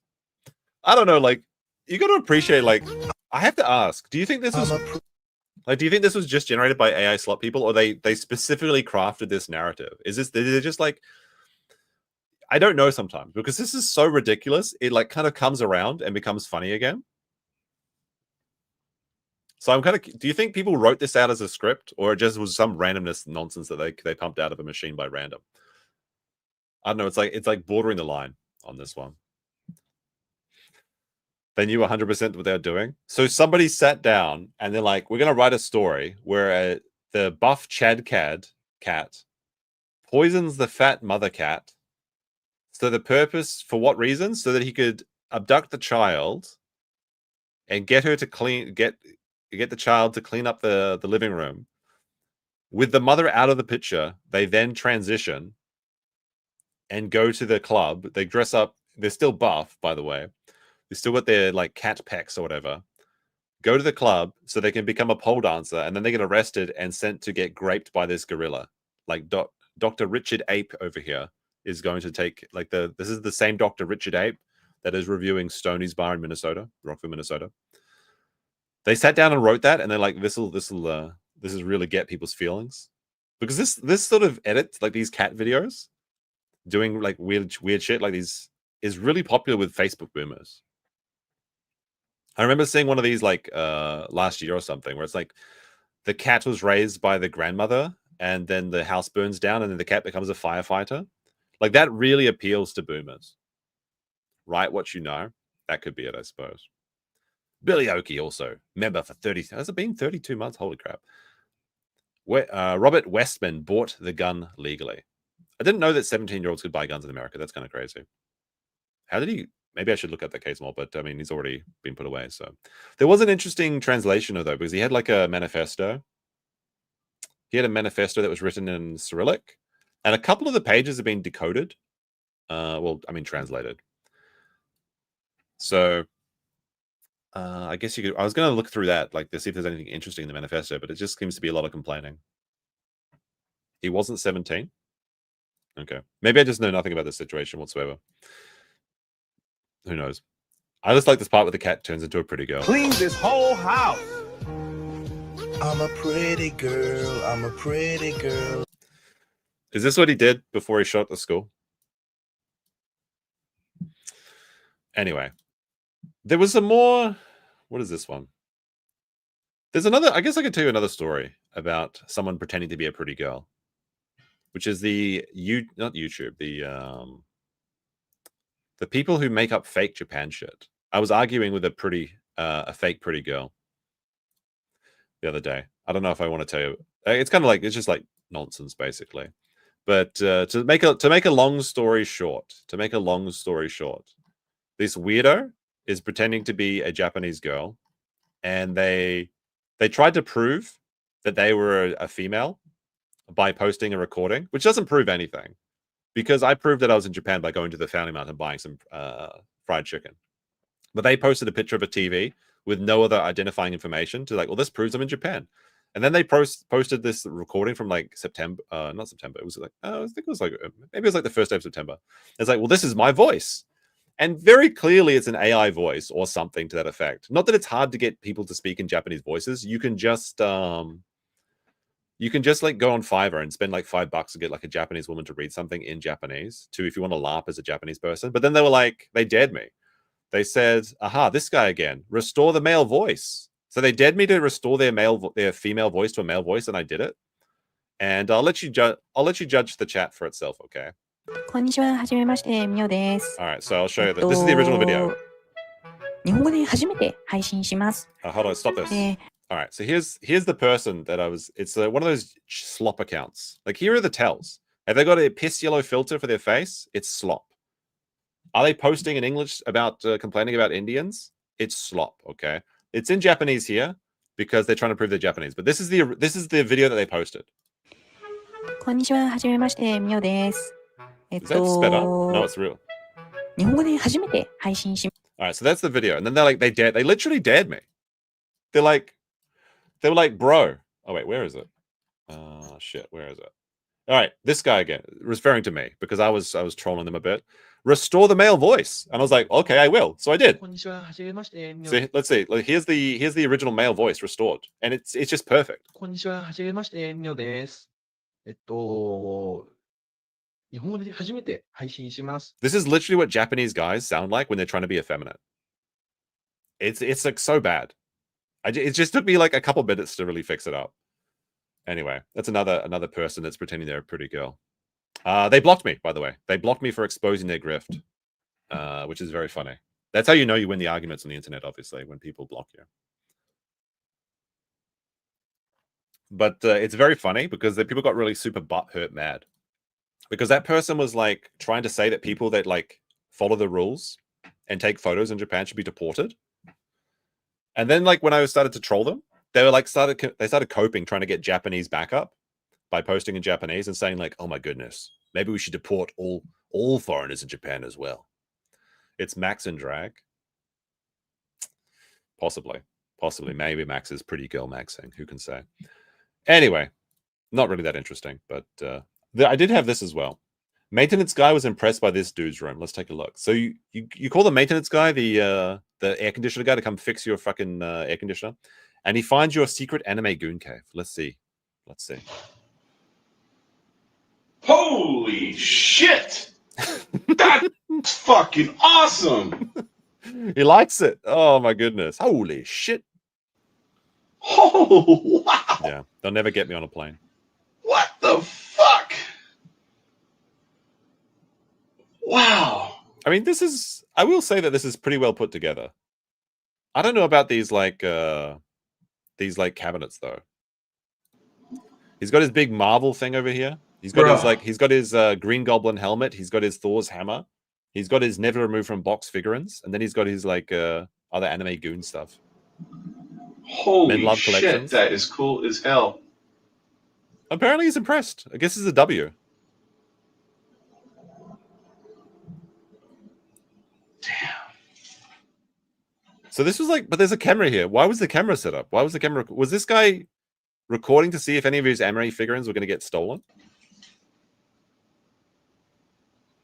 That's fucking rad. All right. You know, this actually like triggered another memory of mine. It's fake. It's possibly fake. Yeah, I'm trying to think now. Like this has triggered another memory from when I lived in New Zealand. There was a show. I think it was called Fair Go. So like if you were scammed by a company or a contractor or an employer, you could contact this show in New Zealand called Fair Go. And like the idea is they try and get you, they try and help you, seek justice essentially. But they also did like, they had Fair Go and Candid Camera. No, Candid Camera was Candid Camera was like a comedy show where funny things happen. But I think it was Fair Go. I want to say it's called Fair Go. And they would literally just like expose, like put hidden cameras into like bedrooms and then expose like plumbers and stuff that would come over and just start raiding panties from like the drawers. So I wonder if this is what this guy was doing. He was like, he set up these cameras to see if this, I mean, probably it is fake, honestly. But like, I wonder if he set this up to see if he would steal anything. And then he just had this kind of like unexpected result. But then like, there was literally a full hour in New Zealand where people would just record plumbers and electricians like stealing their underwear, and they would send it into this TV show, and then they would be exposed like on national TV, which is kind of based. If you're going to be a degenerate, you should be exposed as a degenerate, I think. So that was kind of funny. It just reminded me of that when I was back in old NZ. All right. So people wanted me to watch some body cam footage. They said that I should watch this one, but there's some Bossmanjack stuff as well, and there's also some King Cobra stuff, and then there's some Dinosaur stuff. What should we talk about next, chat?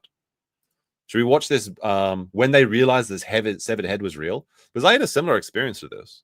So this might be interesting. This is from Midwest Crime. Maybe we'll go over the Bossman stuff pretty quickly, because I don't want to watch the whole video for Bossman today. But like, yes, 2 days ago stream, we talked about Bossman last time, and he got up to $100,000. He was given $35,000. He ran it up to over $80,000, and then he lost it all. It was all gone.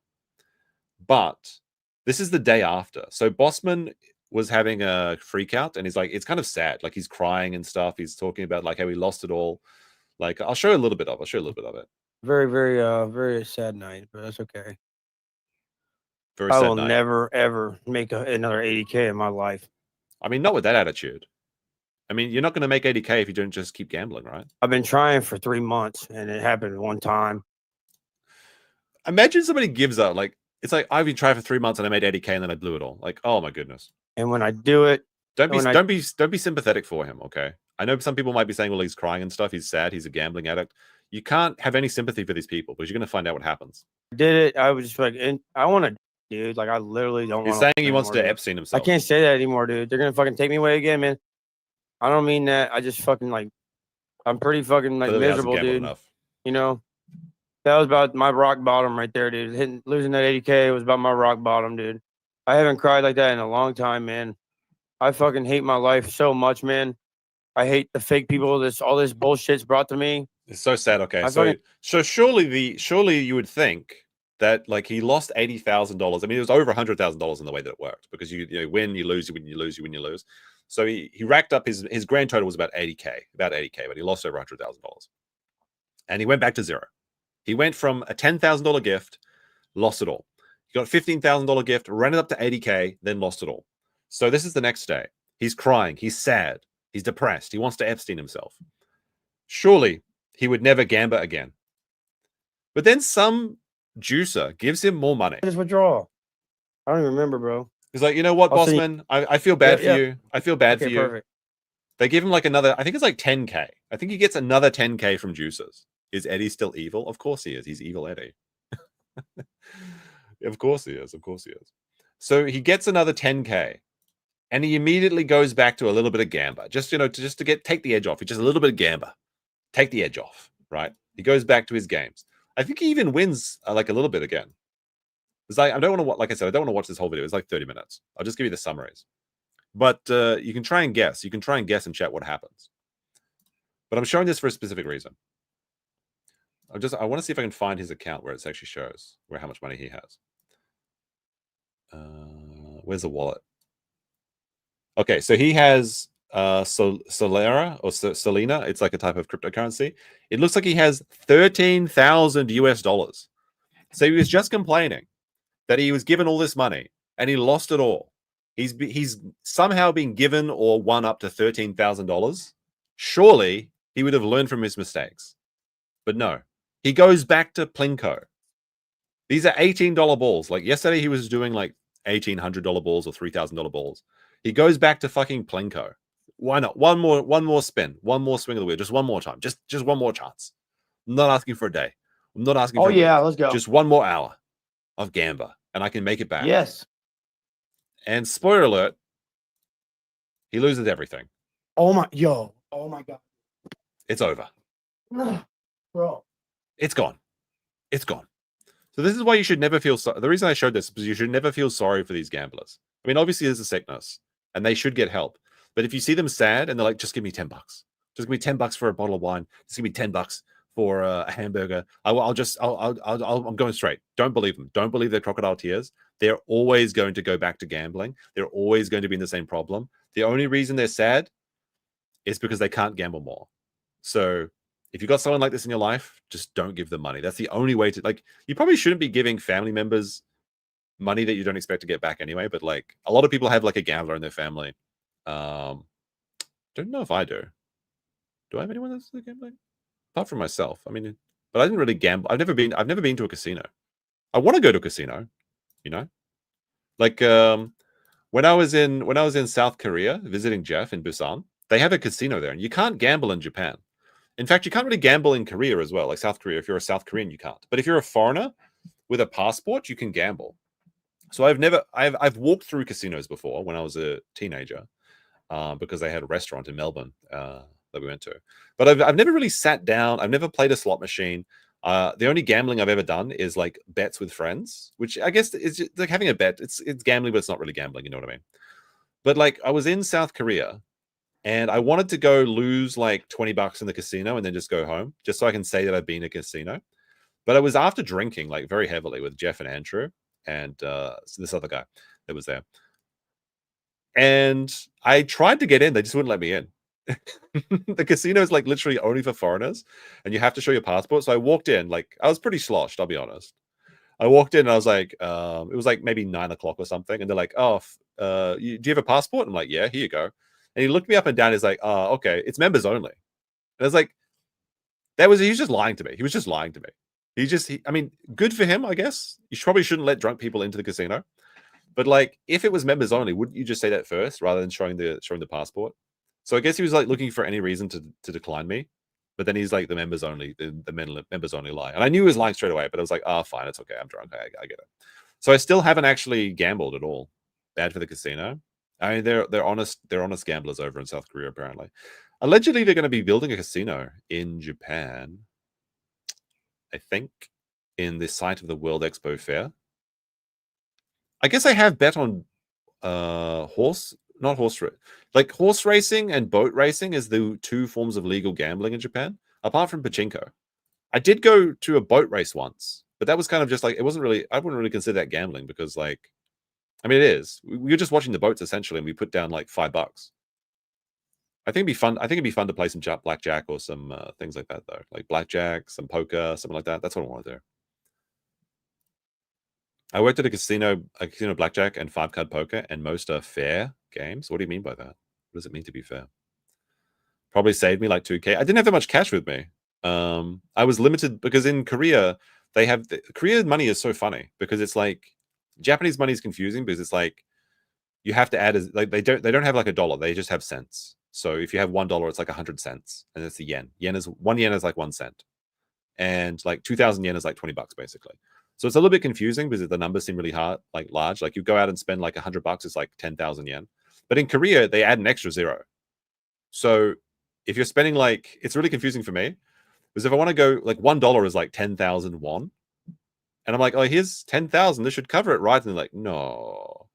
So I'll be carrying around like 400,000 won, and it's like, I think it's like $400. In my wallet, I'll only carry like $100 on me at a time or something, and I have to go to a convenience store to use my credit card. So it's, I guess they probably have ATMs in the casino, don't they? I don't know, but like I could only lose how much I had on me, and I didn't have that much on me because we spent so much money eating steak, and it was delicious, very very delicious. I was confused how expensive it was though. It was a really good steak. Anyway, that's the Bossman's update. We'll go in.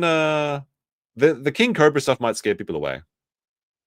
No, we'll do it now. We'll do it now because we're going to go from something gross to something gross, I think. So I showed people my goober juice yesterday because I like to make mead. And somebody said, do you know Bossman makes mead? Oh, no, not Bossman, sorry. Do you know that King Cobra makes mead? And I was like, really? And I decided to take a look at it. And it's absolutely vile. It's absolutely vile. We're not going to watch much of this. But King Cobra, Peanut butter. you know, you can put RIP or F in the chat for King Cobra. He makes these disgusting concoctions. Like I spend so much time with cleanliness and hygiene practices and things like that.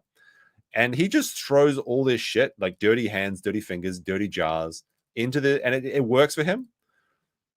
Because like one of my like guilty pleasures, apart from making mead, is watching channels that make mead. There's this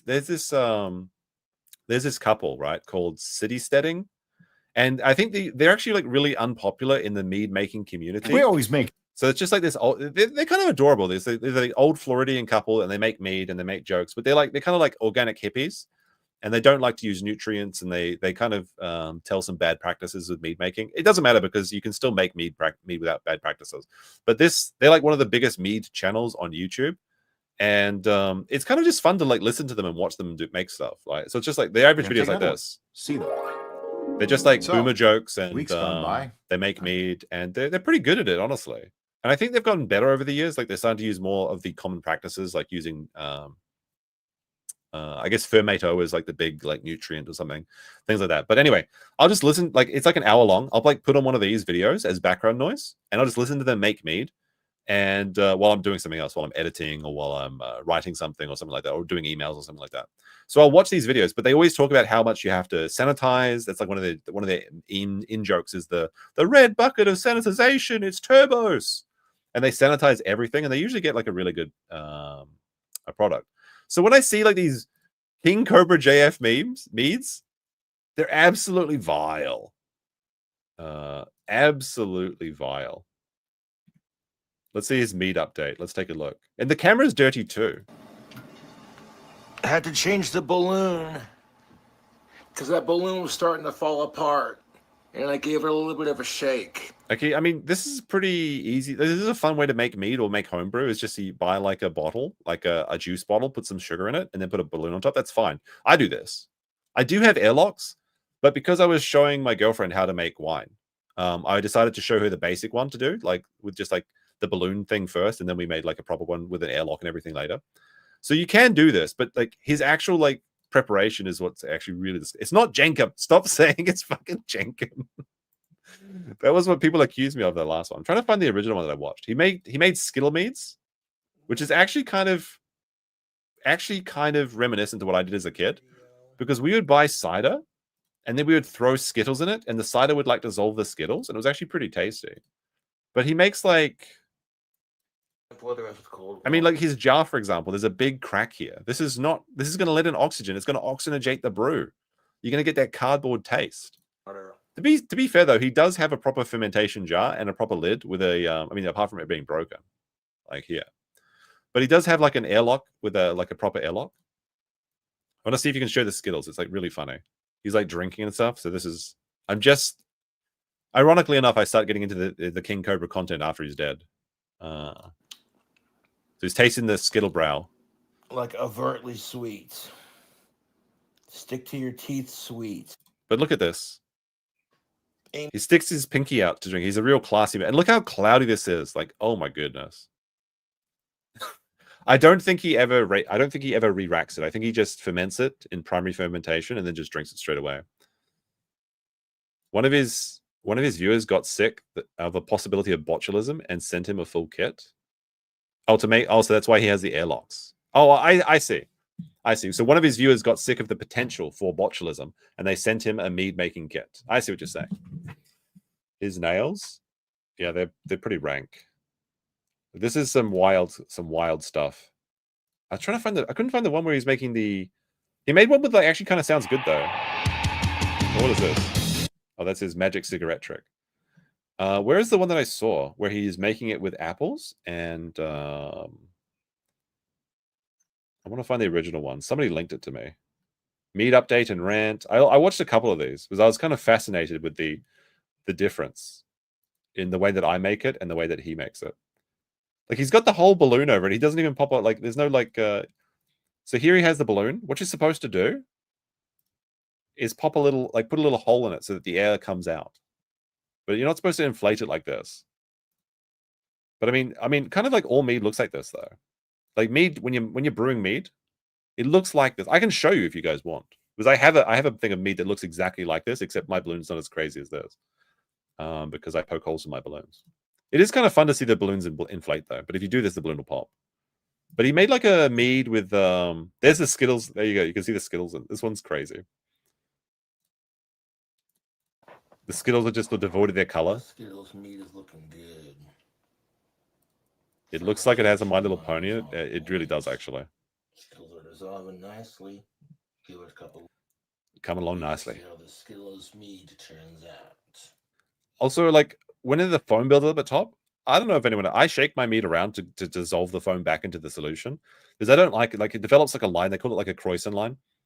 I prefer it to, like, mix it back in. And I feel like I get better results. And it kind of off-gasses when you do that as well. Because you want to kind of... If your noose has poor nutrition and poor oxygen, I think it develops like sulfur I want to say sulfur nitrate. Is it sulfur nitrate? Yeah, there's two different types of sulfur it can generate. Sulfur, I think it's sulfur dioxide and sulfur nitrate. One of them smells like eggs. One of them smells like really bad. Sulfates? Is it sulfates? I don't know the science. I just know that it works. But apparently, if you stick like a copper wire into it, you can get rid of the egg smell, which is a crazy thing that I've just learned. Apparently, you do have to filter out pieces of copper though, because the copper wire will rust. Sulfur nitrates. I mean, that's what's happening. That's what's happening here.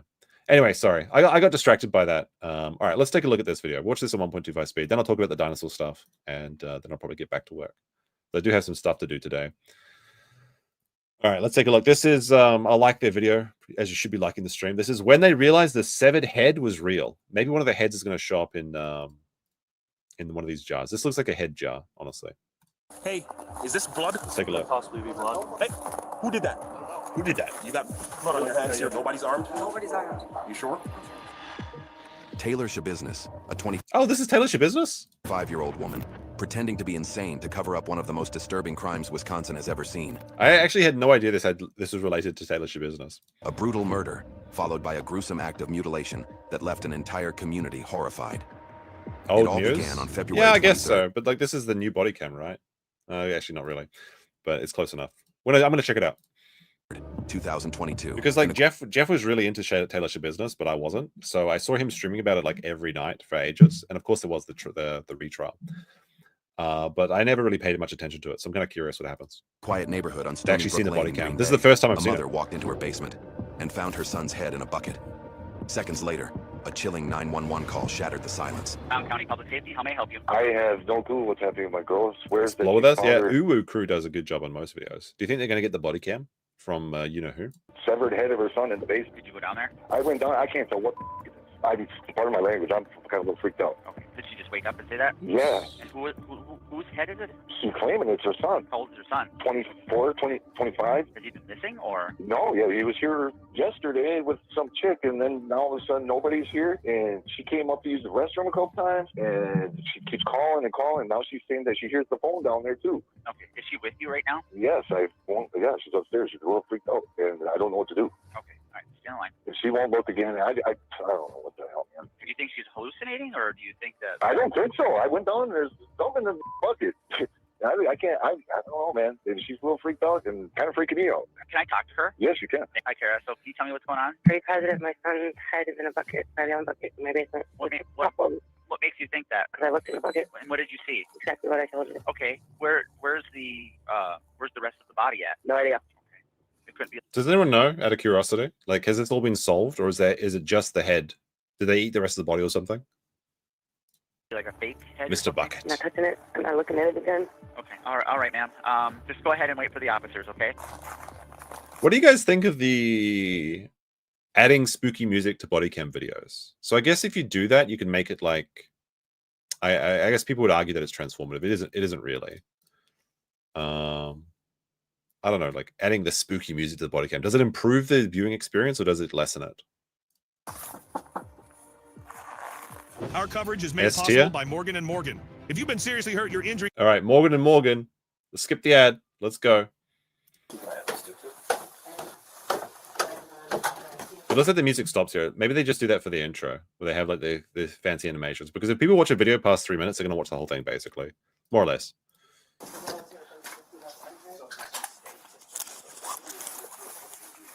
Yeah, people have a really bad idea of what transformative content actually is. Is a head in a bucket? Necrophile stuff? Is that actually what's happening? I know very little about this case. The deputy can't believe what he's seeing, still trying to process the horror. Dude, it is. This kind of happened to me one time. I was out going for a jog, and it was a rainy day, and I was running past the... I like to go running around like rivers and things, because it's where they have a bit of greenery in Japan. And I walked past a very like overgrown, like there's a lot of overgrown areas. Like there's like the cities are very organized. There's basically cement everywhere, so there's no grass. But like when you go to actual grassy areas in Japan, it's very overgrown. And you can hide stuff in there. People use it for dumping. Illegal dumping is a big problem in Japan because recycling is so expensive over here. It's very frustrating and it's so annoying, and everything is so like strict.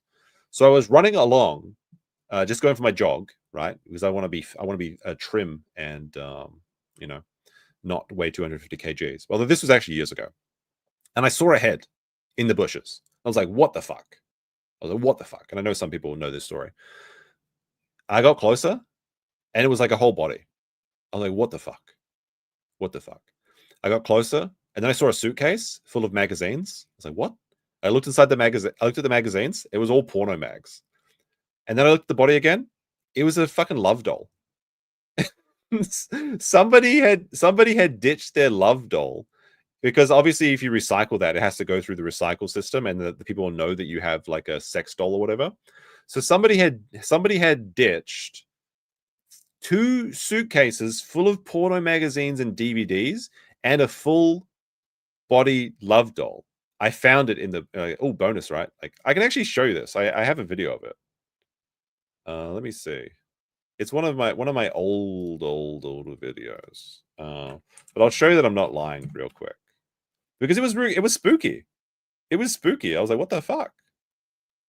Videos. Let's see, oldest. Here we go. I'll mute this.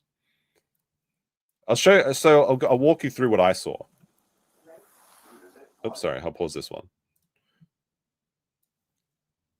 This is what I saw, okay? So I'm walking down this spooky, rainy like thing where everything's overgrown, and I see like a plastic bag. This is actually the second time I found this. I recreated the situation because I didn't have my phone with me while I was running on this day.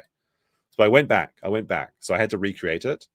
I see like a little box, and this is like for like a anime gooning fleshlight thing. So I had to blur it out. You'll have to use your imagination. You'll have to move your imagination on this. But then I was like walking around, and this is when I came back, the body was gone. The head was just left there. So I just saw this plastic bag with hair coming out of it.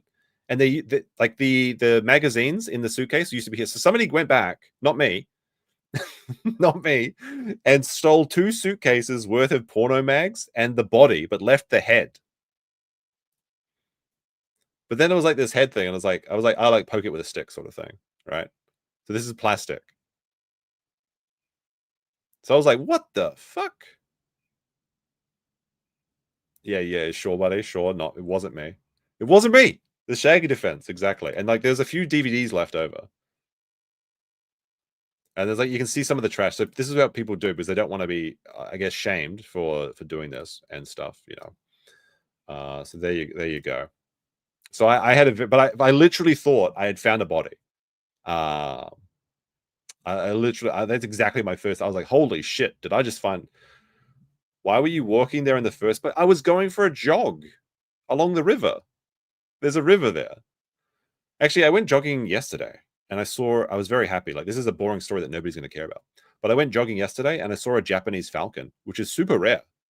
And I was like, holy shit. It was like a juvenile too. Like, very cute. Very, very cute. I'll show you what it looks like.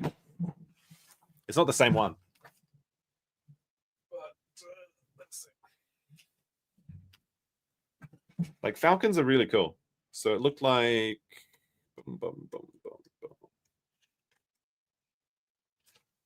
Is it this one?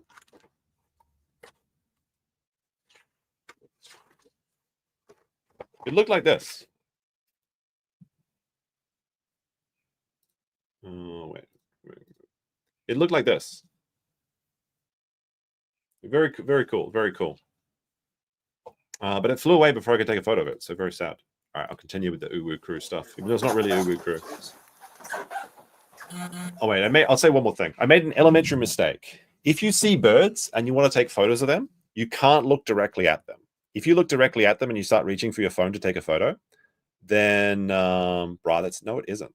The picture I just showed you is a New Zealand falcon, okay? It's not a chicken hawk. It was a falcon. But anyway, if you see a bird and you want to take a photo of it, the tricky way to do it is you look at the bird, then you look away, and then you just like start like meandering around like in non-direct thing, because that's how prey moves. Prey, like animals like sheep and cows and things, they look at things and they look around, and because they're always like, they don't have any like focus. But if you see something, you start walking directly towards it and staring directly at it, then that registers in their brain as you're a predator. So like, that's how cats move, right? Like when a cat sees something, it locks eyes and then it starts like tiptoe, tiptoe, tiptoe.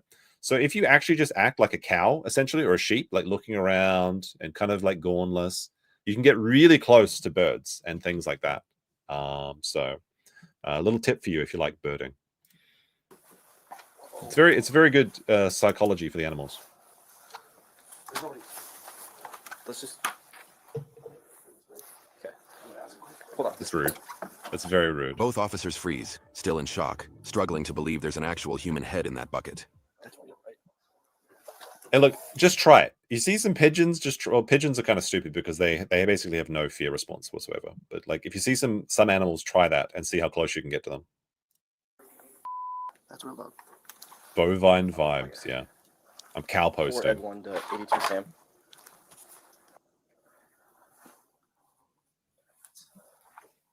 That's real low.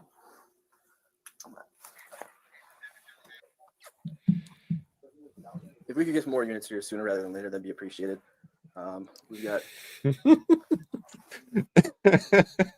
This actually is a very interesting insight into my personality, I suppose. Quite a bit of blood down Yeah, here. this is Schabusiness, but I've never seen this one. We've got 2 people in the house for sure. You've got like the colorful lamps. You've got like the Boogie 2988 like video game arcade thing. Is 24-year-old Shad Therian. He was the ex-boyfriend, or maybe just a former lover, of Taylor Schabusiness. Is there any good stories that have the name Shad in it? There's Shadman, that's terrible. There's Shadiversity, then this guy, Shad Therian. Someone she had known for years. His body had been... This is a good question. Hey, Meme, why isn't Racket streaming anymore? I can explain this to you right now. Rackets is essentially a trust fund welfare queen.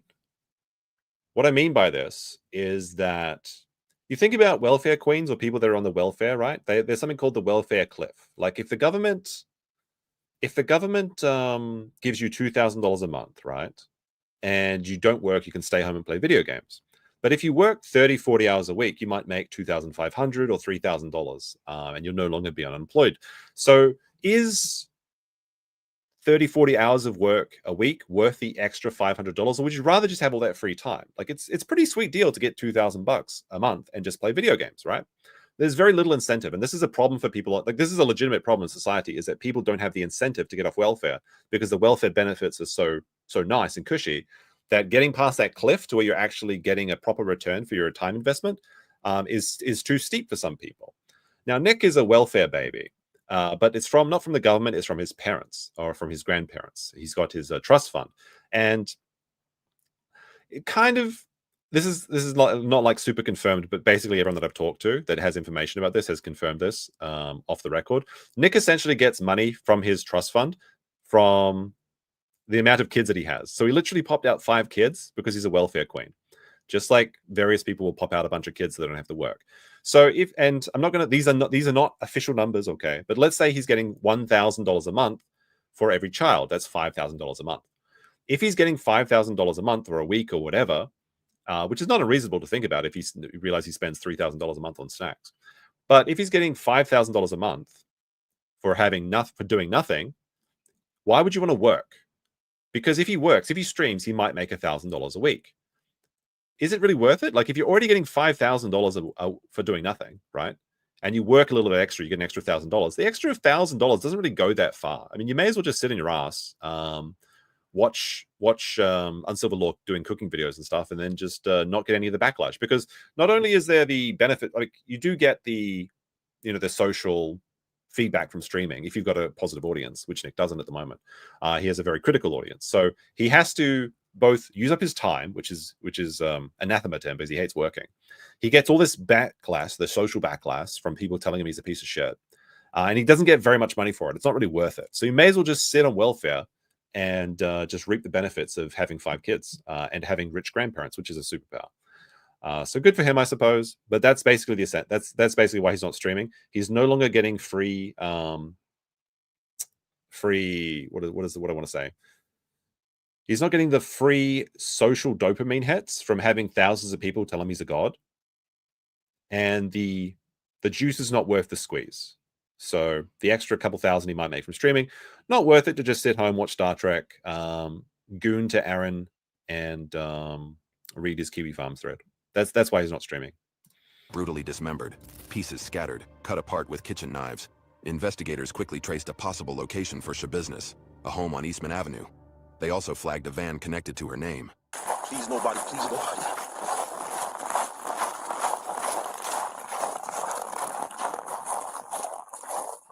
I wish it snowed in my house. I get 1 snow a year or something. Like, snow is so cozy. You know how like it gets super quiet when it snows? It like absorbs all the sound. I love that feeling.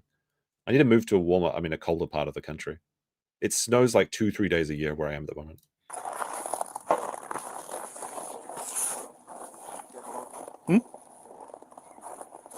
He still has the HRO against him. This is irrelevant to streaming because he doesn't talk about Aaron on his stream. Yes, it's true that he can't legally talk about the case, but he never really talked about his case very much at all, especially with Aaron. He would talk about his own. He did talk about his own arrest, but specifically the Aaron stuff, he didn't typically talk about that. I didn't think so anyway. I don't know. Maybe he did, but like I typically just watch the clips, so I don't know.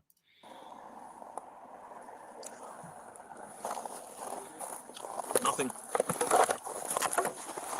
I heard there's a lot of snow in Miyazaki. Is this blood? Which is southern. Does this look like blood to you? Or am I just tripping? Bloody footprint? You see this right here? Speaking about tracking blood through the snow, Dinosaur stream tomorrow, most likely. And we can track. We can do the same thing what they're doing right now.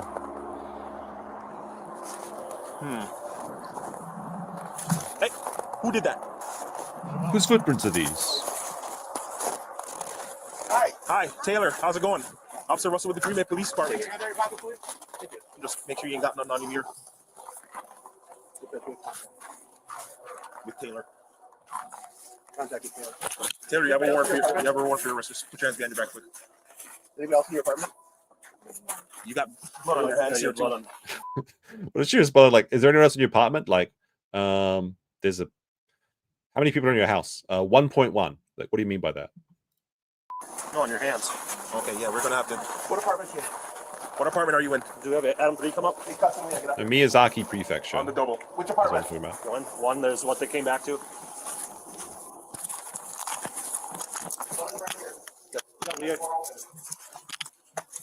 Yeah, go. Guys, hurry up and get here now.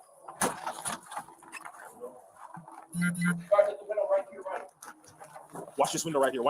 Gun.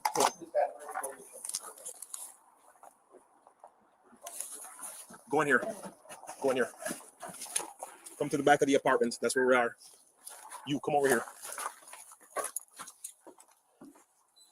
Two more will be fine. If 84 is here. That's a stage name. You have contact with the mail. Walk out towards me. Have a seat. Get on the ground. Who else is in the apartment? Be straight up. Tomes? Who else? Just Tomes? Is he armed? Nobody's armed? Be honest with me, Chad. Is this a man? Is this part of the story that I don't know? Is Taylor Schabusiness a dude? Nobody's armed. You sure? I'm sure. Have you seen her attack a lawyer? I think I have, but like I didn't realize it was her. I don't have. I kind of like. I'm kind of blind or deaf to people's names. It's in one ear out the other. Go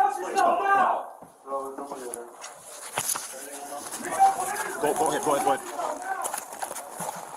You don't get a lot of female like murderers Taylor as was well. taken into Kinda custody rare. for interrogation to explain the reason behind this brutal murder. She kept denying the allegations, but what she didn't realize was that this case was about to explode nationwide, all in the name of justice for Shad Therian. I hate this outfit. Never in my life. She's just like JF when he was cleaning his house after murdering his wife.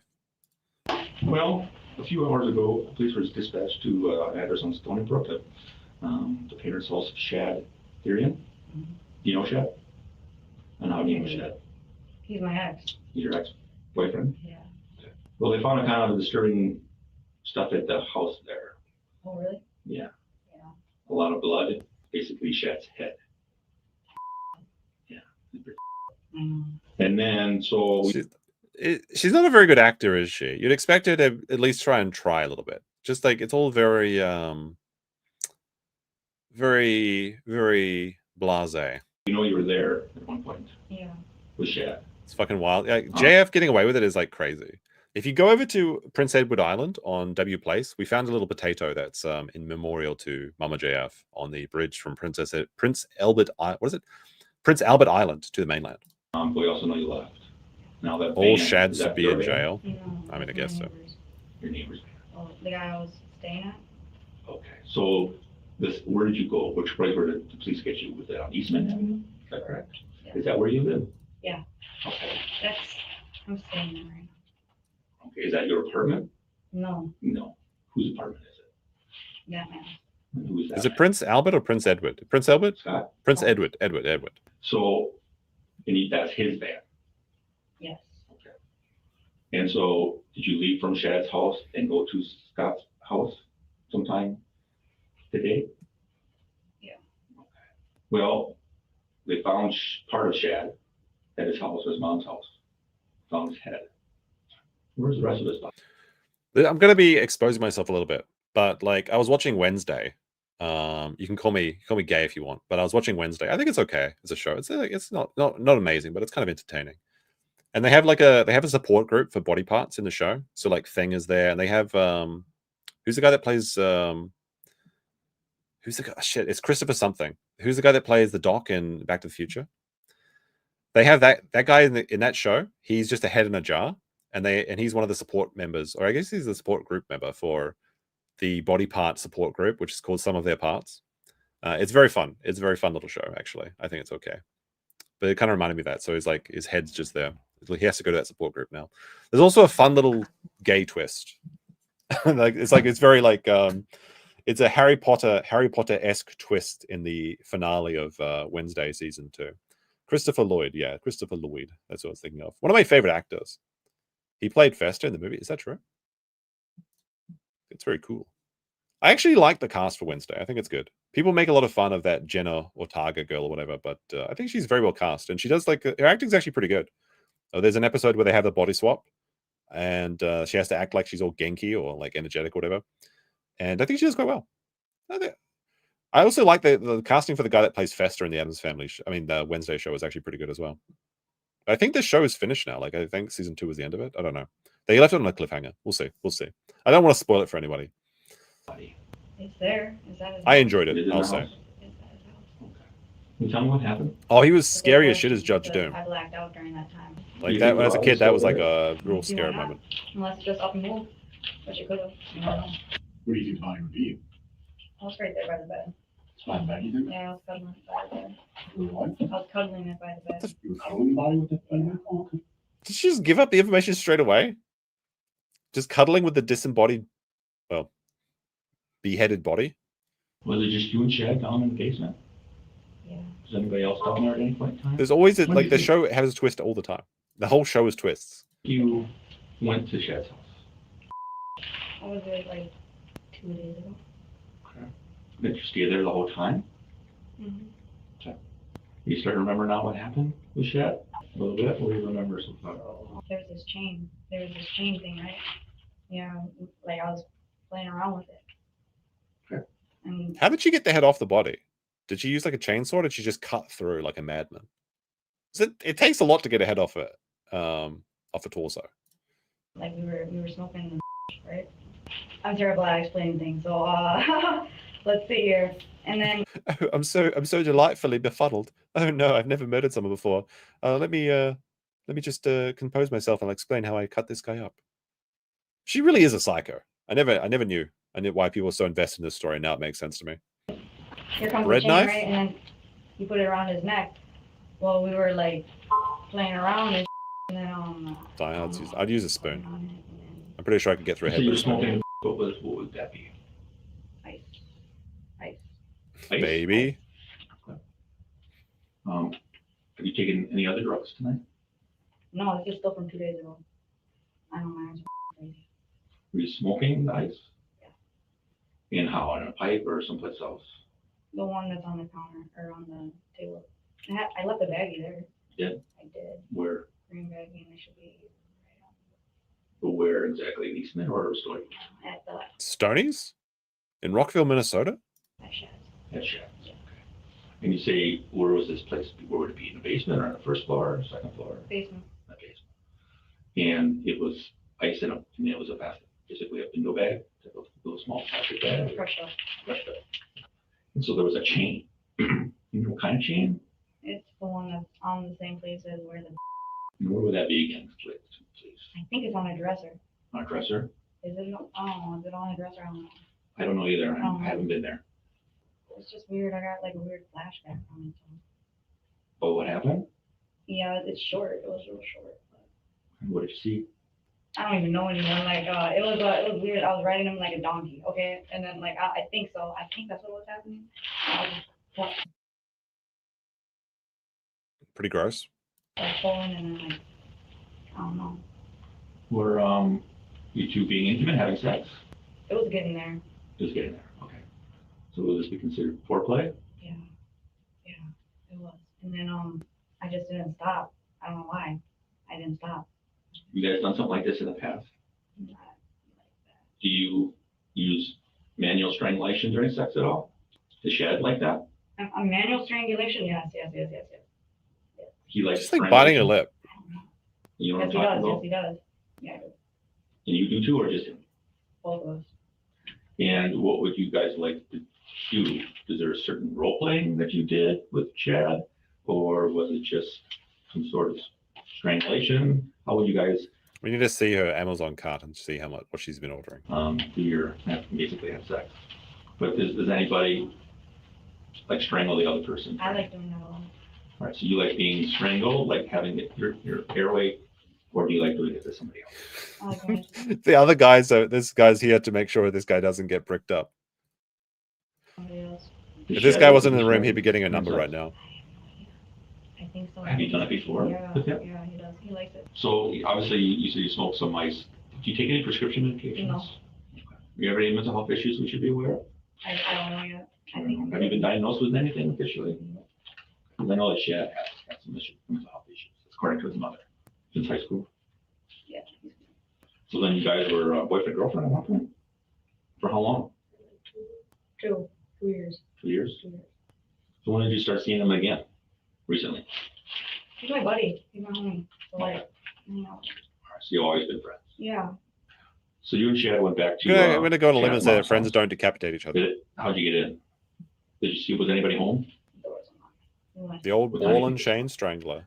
Was anybody home? Because you guys have seen this all before, right? Like if you've been following the Share Your Business, you can reuse those jokes today only. If you had any good, like real bangers, you can pop them out on this stream because I wouldn't have heard them before. Encounter anybody? Tara. Tara. I don't know. Is that the mom's name? Yes. Head. Yeah, I can't believe I left the head there. What'd you do with the body? The body's there. So we're gonna take the head somewhere? I like that. You liked it? Well, you're gonna have fun trying to look for all the organs.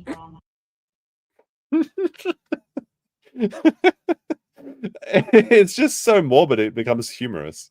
Like, good luck finding all the organs. It's a scavenger hunt. And she's like, they're trying to be like, it's like she's a master criminal almost. Like, Is that the mom's name? Yes. Head. like it's like, riddle me this, detective. Where will you find the colon? Yeah, I can't believe I left the head there. What'd you do with the body? The body's there. So we're gonna take the head somewhere? I like that. You liked it? It just Well, keeps you're gonna have fun snowballing. trying to look for all the organs, but yeah, they're all dismembered. Did she eat them? Is that the answer? Did she eat them? Yeah. So you She looks a bit dismembered the body fat, too? so Yeah. And what did you do with it's the chunky. body? Basement, upstairs, downstairs? Absolutely in the basement. I was gonna bring them with them. And then I know I forgot the head. I wanted the head. Yeah, she wants the. Did you She's trying to bring get it in the those. van? She's trying to get those growth In the mutation van. buffs. In the Got to van. get those organs. The noodles. Foot maybe. The what? I think it's a foot. A foot in the van? A leg maybe. I don't know. I'm like, I'm gonna bring it all, and then I'm like, man, this is messy. So then I just left it. I got lazy. Okay. I got lazy, and that's what I get. So I'm like, So there's gonna be maybe a foot or a leg in the van. Yeah, What did you do with the head? I forgot that was in the van. So yeah, What did you do with the head? the head I put it in that bucket, that black bucket Black bucket? with the blanket on top. Okay. I should have it with me. Maybe she was trying to. No, Leave the head? I was gonna say never mind. Still in the bucket. It's right by the stairs. Upstairs. How did you dismember? That's gonna be a wild experience. Just find a head in a bucket, not even refrigerated. His body then? Nice. With what? Knives. Knives? Just more than one knife? Where'd you get those from? Kitchen. So I couldn't find mine when I was in Sharpton. I kind of miss having. I used to have like when I lived in New Zealand, we used to have a knife block. Like I think like everyone has this same like wooden knife block. I just don't. They don't really make them. I think in Japan, so we just have drawers to put knives into. So I kind of miss this. Like the old wooden block is a very iconic kitchen character. Looks like she's got some juice she could be fermenting in as well. Couldn't find mine when I was in Sharpton. You weren't sharp? No. It was alright. Bread knife works good. Bread knife? A bread knife works good, yeah. It's like a serrated knife, but that's what she probably needs to get through those tendons. Really? I had to use what I used, so like, yeah. I got lazy last night, so I'm going to be honest, I have used a bread knife for cutting meat as well. I find it's very effective. The sawing action is very... We're making like steak and stuff. Where would these knives be now? they're in with all the organs and all the body parts. And where was that? In the black bag. It's in the black bag or in the basement? It's in the basement. They're all in the basement. I never left the basement. I just went up the stairs. So all the body parts and knives will be in a back bag. So you, at one point, did you bring these bags with you? Or were they already there? I was gonna, but I got lazy. And Right, you're gonna bring them with you when you left. Typical. But were the bags there when you used them? Or did you bring them with you with Shad? Or did you just find them there? They were there. I found them there. And I emptied them out. I put them in there. And I was gonna bring it. And I was got paranoid. And then I got lazy. And I never get paranoid. But this time was just like, I think it was the dope. I think it was the dope. Did you want Shad to be dead? No, it was out of random. Like I wasn't expecting that, and it kind of threw me off guard. And it was in an open place, you know. That you went in the basement, right? Mm-hmm. It's pretty open. And so, where did you get the chain? I don't know. He pulled it out of his pocket. You pulled it out. What'd you guys do with them? We put them around their necks. You did. Okay. And then what were you doing while they were on their necks? I was strangling. It's like a choke chain. Just treating the man like a dog. So when did you realize that Shad was not alive anymore? You know, his face. When the rigor mortis probably stopped and she stopped getting off on the corpse, I assume that's where it's going. Turned purple. He was coughing up blood and he was pissing. He was pissing himself. His face was all purple. Ugh, gross. So his blood was coming out of his I mouth. kept on feeling his heartbeat. Hearing his heartbeat. I'm sorry? Hearing his heartbeat. Sorry. Yeah. Did you hear it stop? No. Maybe. No. So I'm gonna try to do it. did you figure he was dead then? Yeah. And what did you do? Played with him a little bit. Oh my god. There was like, this reminds me of this story. There was this guy, and he was like on a first date, and a woman had a coma. She fell into a coma at his apartment, and he thought she was dead. But it basically, I think she was like a diabetic, and it was just like a loss of blood sugar or something. So she fainted essentially. And he buried her in the backyard because he freaked out. He freaked out and he thought that she was dead. So he buried her in the backyard, and then she suffocated while underground. And then like he only got charged with manslaughter for that. It was like a crazy case. Did you try to call his mom or dad or anybody else in the house? Did you try to call an ambulance? Why not? Did you want him? You wanted him to die, or he did? I'm trying to understand. I didn't want him to die actually. But he did. He's my buddy, but like it happened. Happen again, but then did you feel a need to try to help him? I don't know why. It happened so fast. So then after you realized he was he was dead, his face was purple, he said his blood was going out of his mouth. I'm kind of shocked that both Taylor and the interviewers are remaining so calm. What'd you do? Clean him up a little bit. I just played with him. You said play with him. What do you mean? Play with his. Okay. Yeah, like I put him up over the bed, and then So then you had sex with him. I mean, that's a strong chick though, because like men are pretty heavy. Like the average woman cannot move a male body around. Yes. And Why? She's got to get that nut. She's stopping halfway through. You don't want to be frustrated, right? What'd you do with the dildo? I just cuddled him and hugged him. What'd you do with the dildo? I put it in his mouth, put it in his ass. This is deranged. What the So fuck? you cuddled his body, and then what did you decide to do? We never had sex, but we were getting there. I was just choking. I understand that. You said that you played with his after he was dead. Oh yeah. Was it erect? It was half. You can't do the band like this. He's at half mast. He's dead, and he's still giving you half mast. And you're gonna shit him off to you know, could have been harder. Like, give the man a break. He's fucking dead. Women have these unrealistic demands of men. It's crazy. Did you? Even. What did you do with this? I cut it off. So you cleaned his head in the shower and then dumped the bucket. I should have cleaned his head in the shower. I should have just popped it. Talk about a dead bedroom. I like that. Yikes. And did you tell him what happened or no? You tell him what happened to Chad? Yeah, he's got body parts in his hand, so he's got to get that out. Yeah. Do not date a giant woman. There was this picture I saw yesterday that was really funny. I wonder if I can find it. Probably won't come up. This woman was pretending to do like a cosplay where she was like a giant ogre or something. I'm trying to remember what the name of it is. Oni something cosplay. Basically, she fooled a bunch of people into thinking that she was like a giant ogre or something. I just can't remember the name of the ogre. I think it was from Deliciousness in Dungeon. Deliciousness in Dungeon. Dungeon ogre. What is it called? What is it? What is the chick? Tade cosplay. See if this comes up. It was like a super viral. Oh, god damn it, where is it? Oni Tade? Maybe if I just search for Oni Tade, maybe that can come up.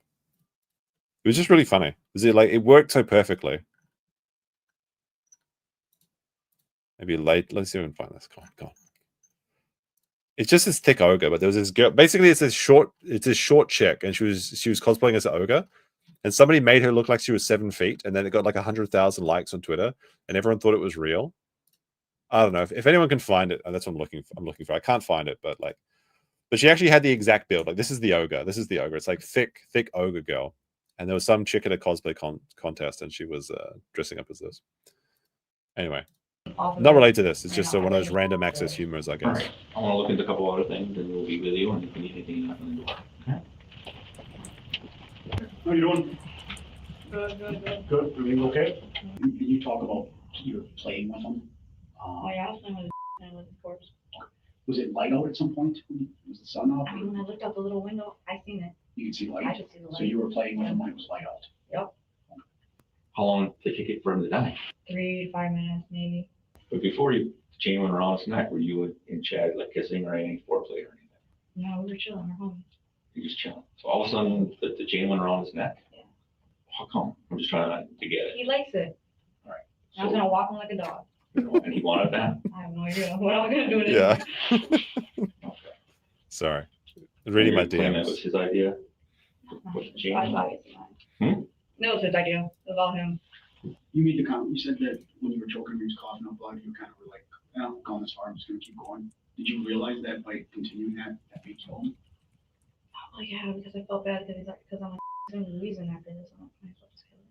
Okay. So you realized that by continuing that you may actually kill him then? I swear to God, he was telling me just do it. So I'm like, and I did it. Okay. I mean, be careful what you wish for, apparently. You also said that you enjoyed it, right? Yeah, I enjoyed it. Oh yeah. All right. What did you enjoy about that? I'm just. Was it kind of thrilling, a rush, exciting? What was the feeling that you got over there? That's all it is. I don't know. Okay. I'm just trying to understand what you were feeling. You're saying that you enjoyed it. You know, did it make you happy? It was just kind of exciting, like opening Christmas presents, or I don't know.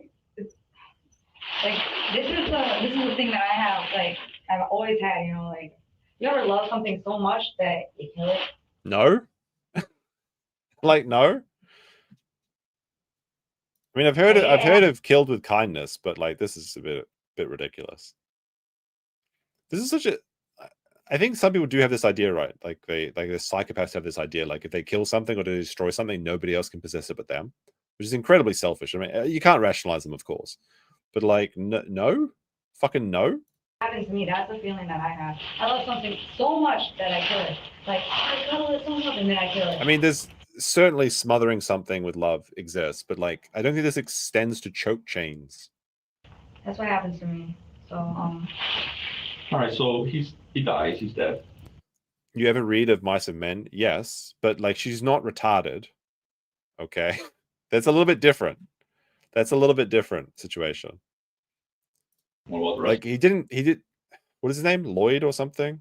The big dummy in of Mice and Men. He didn't kill things because he loved them. He loved something and he killed it because he didn't understand that he was doing this.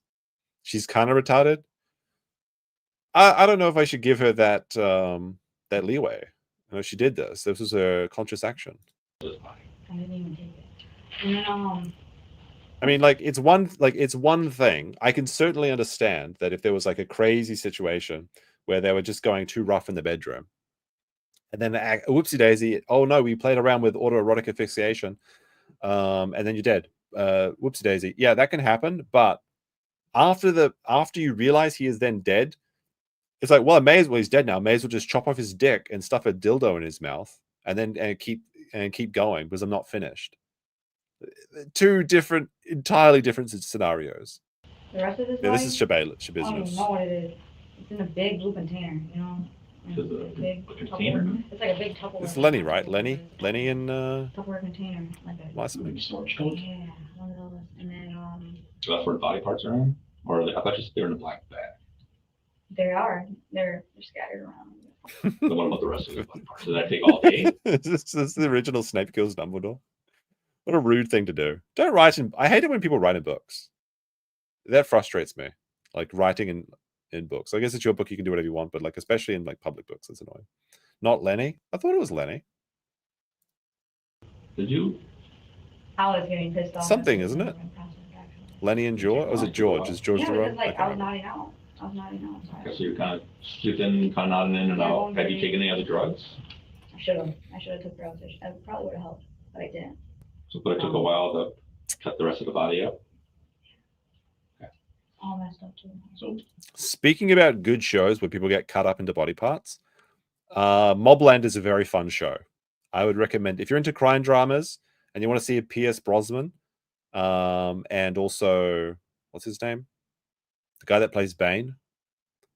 The both in that there's a very fun subplot about a body getting cut up in that show. Very good, great show. It's the UK drama Mobland. They got drugs, they got gangsters. It's great. Looking forward to season 2 of that show.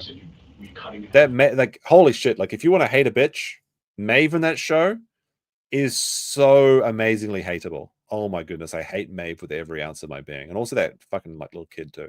Not little kid, he's like 20 or something, but he's the young one. Got a knot off, kind of wake up and start cutting again. Yeah. So it took you a little while to cut the body apart. There were times where when I napped or whatever, you didn't work nonstop to dismember his body, right? I mean, I probably did. Well, in my sleep, I do things in my sleep. You do things in your sleep. But yeah, but like, that's probably it. I'm sleep murdering. Anybody ever come downstairs at all? Tara came. She came downstairs and then with the kitty cat, and then she set the kitty cat down. Every book I had a spoiler on page 1. Try reading audiobooks. I mean, it's not reading, but that'd be funny if like there's an audiobook channel and they're just like, by the way, Snape kills Dumbledore. Chapter 1, the boy who lived under the stairs. That'd be very rude, I think. And I threw the kitty cat. Did you talk to her? Although it might appeal to today's audiences because you have to entice It's like people it in was the an first open audience. space, Or you know, like first there's no sentence. closed door. And like, Did it was weird. she saw anything? I have no idea. Well, you knew that you didn't want to call police or ambulance or anything. Wait, what is this? Actually, I thought about it. I thought about In India, students like to rip out important pages from books. Why?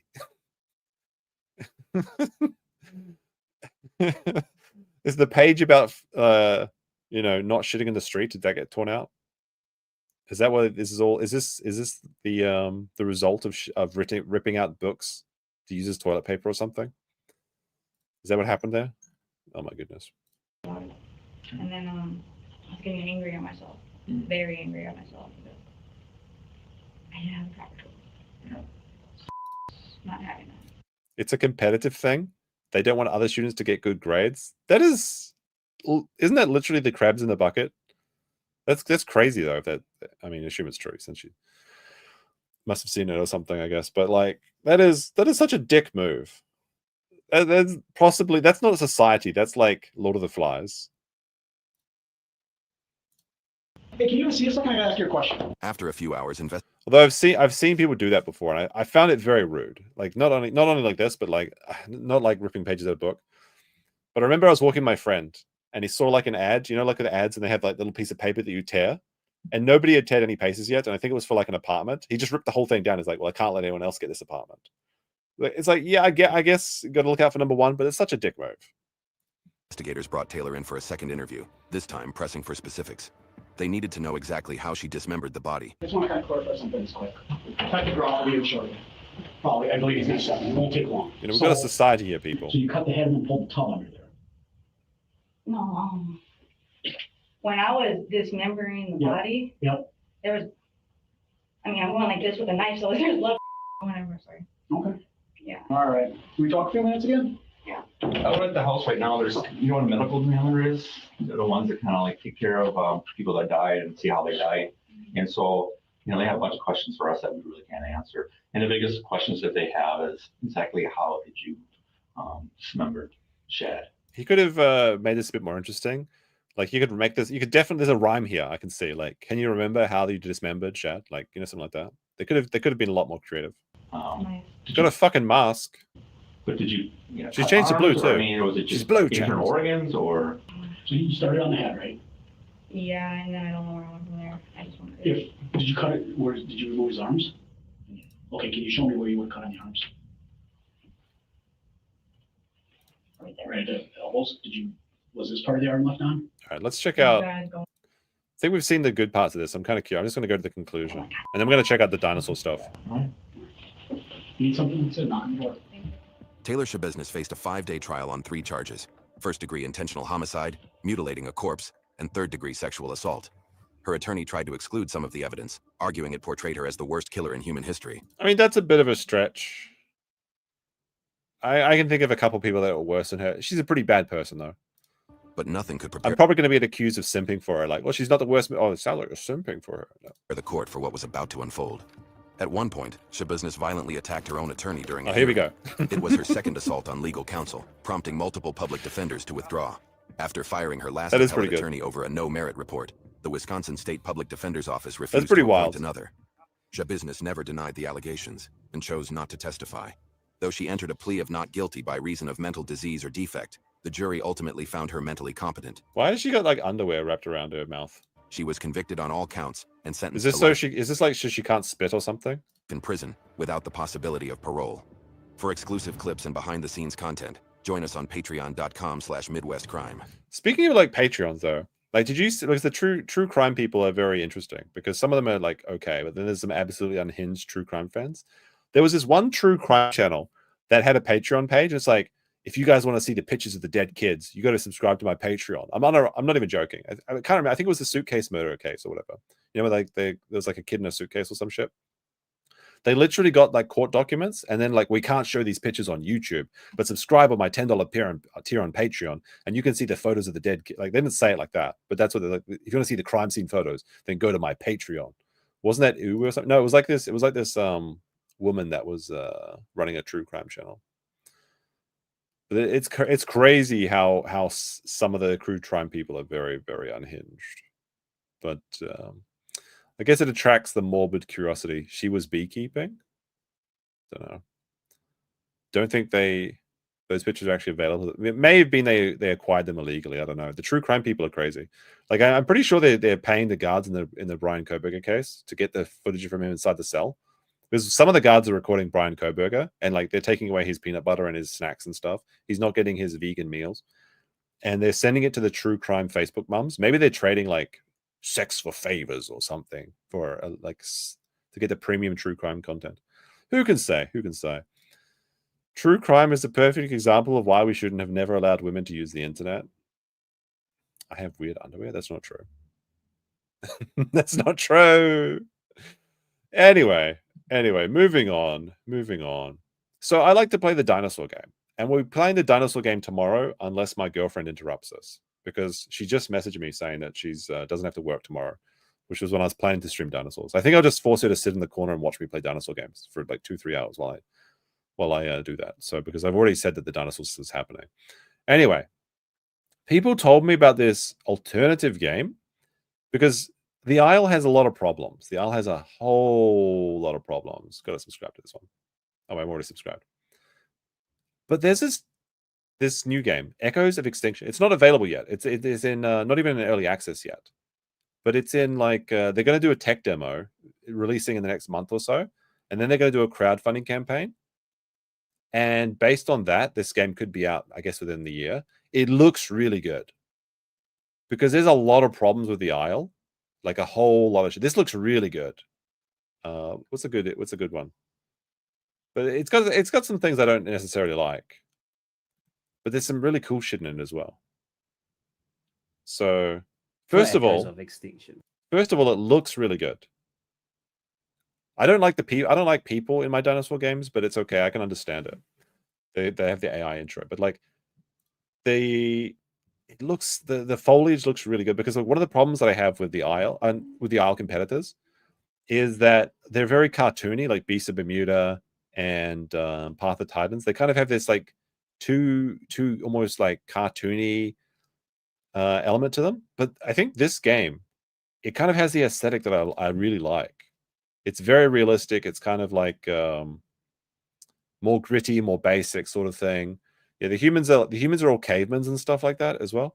So they've got like two. What they're going to have is they're going to have two islands, which is like two servers. One is going to be exclusively dinosaurs, and one is going to be human starting area and also NPC dinosaurs. But the humans can build a boat and go to the dinosaur island and like get eaten by the dinosaurs. And they make tree houses and stuff, and they run around in their loincloths. But like when I was looking at the dinosaurs actually running through, it looked really good. And I was watching this developer. I was watching this developer stream, and I'll show you what I mean. Also, instead of the Deinosuchus, they had the Purosaurus, which is another big crocodile. So the crocodiles are already confirmed. I think it's this one. This game looks really pretty. Like smelling something against. Like the there are some. It's like hold on. you can't smell as far, but with. Like they've got these redwood forests that they'd like turn into like snowy scenes. It looks really good. So this is the tech demo, and there are some bugs here, like they've fucked up their footprints at the moment. But I really like the look of this redwood forest. It looks really good. I unironically think that this game, if they deliver on what they're promising, could very much destroy the Isles, because a lot of the people that play the Isle hate the developers, and they're playing the Isle because there is no real competitor.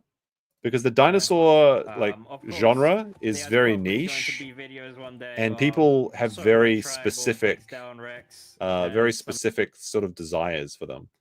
And like I specifically want to have like a more realistic aesthetic, and I want to be able to hide in bushes. I don't want there to be text names above people's heads, for example. I don't want there to be quests for my dinosaur to go kill 10 berries or whatever, or something like that. This one looks like this is the first one I've seen where I looked at it and I was like, okay, this actually looks good. This looks really good. So I'm actually pretty hype about this. It has poor optimization for leaves and stuff. Well, they've been testing this one. That's one of the issues with the Isle as well, as its optimization is very bad. But even though this guy's getting 130 frames per second at the moment, they said they were testing this on like various graphics cards. And on my graphics card, it says that they're getting 300 frames per second. Now, it's just graphics. Well, there's some other stuff. It's not just graphics. But I think that's a big part of it. Like if you're going to play a game, which is like dinosaur games are essentially walking and eating simulators. Okay. A lot of the time you spend is just walking around. The graphics absolutely make a big part of it. And like being able to hide in foliage as a small thing running away from like a giant monster is kind of fun. And I don't like it if it's too like cartoony. But the aesthetics for this one, it looks just right. Like these redwood forest trees especially look really good. But there's a lot of other stuff in this in particular. Like I'll just show you kind of briefly. Like there's like different biomes where you can adapt your dinosaur and stuff to different different climates.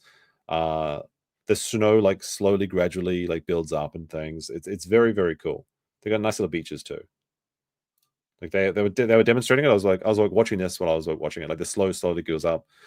That's very good. So already this looks very good. It looks much better than the Isle already. They're also planning to have a much bigger roster. A big problem as well with the Isle is that there is so little communication between the community and the developers, and the development cycle for the Isle is so slow. And it seems like that these guys in particular are learning from what the Isle did wrong and right, and they're actually exclusively, or not exclusively, but explicitly trying to correct the mistakes that were made. And one of the things that they've committed to is these like weekly/monthly developer live stream blogs where they tell you about everything that's going down. And they've 2 times a week, they've got streams with people that are like actually modeling the game. It looks very good so far. So I'm actually very hyped about this. Also, your dinosaurs can shit in this game. And if you're in one place too long, your dinosaur shits too much in that area, you start to get smelly, and then you can smell people and hunt them down like that. So to get hyped for the shitting dinosaurs, that's going to happen. I don't know. I think this looks really good. I'm actually pretty hyped. If they have a reasonable development window, they communicate with the audience, they present a product that does not crash all the time, and also runs on a lot of computers, they could absolutely dethrone the Isle. A prehistoric. I guess you could technically shit on the streets in this game, so I guess You can be humans too, so I guess that will work. I don't know. I think that there's a lot of potential in this game. I was looking at some of the basic combat things they were talking about as well, because a problem with a lot of these games can be that they can be like tail biting simulators where you have to run around in circles and just start biting someone's ass. But it seems like they're actually working on the PvP in this as well. What's the development timeline? So in the next month or 2 months, they're going to be releasing the tech demo for free on Steam. Then they're going to start their crowdfunding campaign. And then they'll go into an early, like all of these games are going to be early access. Likelihood is this game's going to be in early access for the next 2 years. But we could be playing this game by the end of the year, is what they're suggesting, is that the early alphas could come out around the end of this year. The night vision, they said they were working on this, but I kind of like the idea of like the night vision that was showed us there. Show us a battle scene. I'm not sure yet, because this is just, like I said, the tech demo. But they do have a lot of dinosaurs that are developing. Maybe I don't want to count my chickens before they hatch. They got the Spinosaurus is in, apparently. Although I don't like this design for the Spinosaurus. This looks wonky. I want to see the Jurassic Park 3 style Spinosaurus. The sound effect, like I really like the lush foliage too. Like this looks like perfect. Like I hope they have similar mechanics to the Isle, like you have the Troodons that run around and bite people and stuff like that. Like that's really fun. And hiding in the grass as a Troodon while you're like taking on a bigger prey is very attractive prospect. The ping isn't the ping is not real, because this is the developer doing the demonstration. That's not the real ping, okay? He specifically said that in the video. Maybe, of course he would say that, right? But look, you can build tree houses and shoot.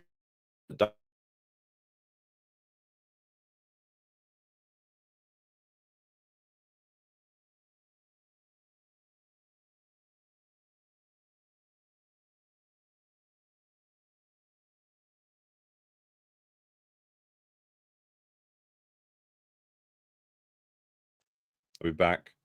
People started to criticize my hopium, and that's why we got disconnected. It looks like you'd be able to tame dinosaurs well, like Arc Fantasies. F, we back. Yeah. Speaking of ping, you guys cursed it. Let's have a look. In-depth look. Maybe they got some bitey scenes in this. One thing I really like, there's a little like one of the things they have is they have like flocks of NPCs.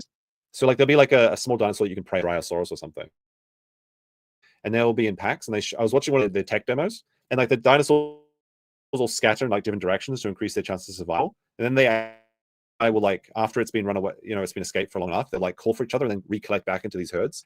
Like some of the language that they're using shows me that they want to do a better job than, because there's so many things that frustrate me about the Isle, but I can't stop playing it because I'm addicted to it, apparently. Let's have a look at this, the little boaty ones. The project lead for Echoes of Extinction. Although there's a South African developer, so I don't know if we can trust the white South Africans. We've got an amazing lineup of updates this month. From the human model doesn't look good though. Concept art all the way through gameplay systems. So let's jump right in. We'll kick things off with our concept artist Victoria. This is being funded by Blood Diamonds or something. Month she explored human morphologies adapted to a harsh prehistoric world. Different heights, highly developed musculatures, and detailed turnarounds. Her work helps us nail volume and posture before any modeling begins, ensuring every So this is like the developer update integrates seamlessly into our world. With those visuals in place, it's time to bring them to life. So let's talk animation. So I'm sucking the dev software for free. Can I just have one thing? Can I just have one thing to look forward to? I haven't been interested in a game for a long time. I've just been playing the same games for the last 20 years. I just want to feel good about a future game. Moving on to sound, Mayonnaise Eaters spent this month refining our creature vocalizations with a more natural, grounded approach, trimming back monstrous effects. Dryosaurus received a fair bit of attention. After several tweaks, his call now feels distinctive and full of personality. On the technical side, Mayonnaise is working on developing an organic audio system that segments and you don't trust Mayonnaise? Mayonnaise is gonna lock down that audio. Layers subtle variations, so every time you trigger a South call, Africa. This is South African. A fresh combination of samples instead of the same looped sound. The result, a living, breathing soundscape that never grows stale. Let's take a listen. Pretty good. Moving on to voice acting, with our tribal quest system comes our very first lore character. And look, you've got a female that can press E to butcher. It's literally the Schabusiness simulator. Ariel Stormheart, once a member of the exiled vanguard. I don't give a shit about the humans. I don't give a shit. I'm not going to play the humans. Well, maybe. Who knows? It might be fun to go with a gang of like 10 humans to like go hunt like a person or something. Your cat is not a fan of these sounds. Good. They should feel the same. The first. Let's take a look at this one. Take a quick look at this. Is this the live stream or no? I wanted to look at the. I can't discuss yet. Not the live stream. Not the live stream. Let's have a look. Tyrannosaurus, Spinosaurus, new dinosaurs. Let's have a look at this one. Hey Extinctioneers, I'm Islander, project lead for Echoes of Extinction. This month we've been hard at work refining our tech demo, and today I want to share what everyone on the team has been up to. As you know, we're gearing up to release the tech demo and our Indiegogo campaign, so everyone is putting in extra time to make sure this tech demo is a good representation of the work we can do, even with the limited to no funding. A lot of our time has also gone into bug fixing as we ran across some fatal errors on the build that needed our attention. I'm happy to say everything is still on schedule so far, but we'll keep you updated if anything changes. One thing If you think this is a scam dinosaur game, press 1. If you think it's going to be based, press 2. I want to mention, I've been hearing some concerns with the combat. Some people hoping it doesn't become a tail riding competition. So here's this is a really big problem with the Legacy Isle, apparently. gift just to help ease your mind. Combat is going to be quite in-depth in Echoes of Extinction. The tech demo will be quite basic, but as we progress, we have many ideas in mind to make combat more fun. Is it Hopium? That being said, let's get into the rest Or is of it the Copium? devlog. I'm hoping a thing. Starting All with right, the let's see what they say for the tribal people. Let's see concepts, what we they have say. Victoria, who refined concept art for the treetop platforms, focusing on structural design, attachment methods, and how players will navigate these elevated walkways. You can build tree These will houses, not chat. only be for one of the main villages that will be found in the Redwoods, but eventually also for players who I mean, yeah, it probably won't live up to expectations, but it doesn't have to be that good to beat the Isle. Like the Isle's concept is so similar. It's so simple. Just make dinosaur game where you can go around and eat people and not have it be a janky piece of shit. That's all they really have to do. they want to live amongst I'm actually the shocked trees. there's no real Treehouse competitor. building is going to be one of the many options when it comes to our tribal's building capabilities. On the modeling side, we have Boslav, who completed I the really like this, not this design, but not this soulless human, but the dinosaur that they had. final high-resolution sculpt of the tribal male character. This is one of the main male character models you will play as when spawning in as a male tribal. Currently, he is being readied for the tech demo, but our programmer Chica will explain a little bit more on that later in the video. Our male model, although complete, is going to need a lot more than just a model, so Arrived has been busy with a few props to help the player get started. Firstly, he adapted the horseshoe crab asset into a functional shield prop. Look, you can use crabs as shields, chat, and you guys are saying this is I'm coping. That players will be able to defend themselves with. He also modeled and refined a stone sword to complete the set. And lastly, he has started work on our Tier 1 leather armor set, which will help keep tribal players protected in combat and against harsh weather. On the dinosaur art side, we welcome one of our newest team members, Yaroslav, who crafted an impressive Look, they've got Russians working on the dinosaurs. How can you doubt this? suite of skin patterns. He meticulously iterated on coloration, scale variation, and gender dimorphism to give nobody each cares about the species and humans. even sex a unique look. If you'd like to see the full range of his work, check out the Steam dev blog, link in the description of this Two video, genders where we confirmed. showcase all the skins that he has done this month. Raul, on the other hand, has taken some of these concepts and painted them onto our model, making detailed textures for the new Reconstructing and the Eocarcaria. He also managed to I don't know why the Eocarcaria or whatever it is so popular. Like this is for some reason this dinosaur's been showing up on a lot of games and also a lot of like documentaries and stuff. complete the Purosaurus retopology and rigged and posed the So this is their version of the Dinosuchus, the Pleurosaurus. It kind of looks a little bit wonky with his like fat jaw, but they're gonna have they plan to have the crocodile and the Titanoboa, which would be we can play as a snake. Imagine just being a snake and eating people. in Blender for high quality renders. But how could we doubt this alliance between Russians and South Africans? They won't let us down. They're gonna save the West of dinosaur games. Animations will eventually begin on the Puru once we have completed the Reconstructing and the Eocarcaria. On the environment side of things, ESSEC has been keeping busy, overhauling the landscape materials, adding variation masks to eliminate tiling artifacts, and as a main priority has been working on performance to make sure players have a smooth experience while running around on the island. See? A lot of his they promised there's going to be performance set. It's going to be good, chat. time has also gone into bug fixing and debugging as we move closer to the release of the tech demo and want to make sure the landing is as smooth as can be. As a quick update on the UI side, Void finalized the revamped Look, they've got pigeon. Pee pee poo poo. Pee pee poo poo. How can you doubt this game? Look at this. Their pigeon description for their item says pee pee poo poo. Zoom in and enhance. Weapon, tools. Item description. Pee pee poo poo, pee pee poo poo. This game is going to be legendary. You guys just have to trust me. Just for 5 minutes. crafting UI concept and is continuing work on all the other panels that will be necessary for our tribals and dinosaurs. We have decided to go... You have the mouth slider? I don't have much faith in the humans. I don't care about that shit. With a more themed look to better fit the style of our game. On the tribal side of programming, Chica updated all the in-game menus and HUD elements to align with our latest concept, as well as integrated the new tribal male character into the customization system. With I'm not sure why they're showing us the bikini. That's weird. Next, he is working on adapting the new animations we made for our model. This will ensure smooth locomotion and animation transitions. Instead, on the dinosaur side of programming, Furious has squashed several fatal crashes and general issues, as well as implemented early visuals for organs. How are they going to afford the license for what? What license?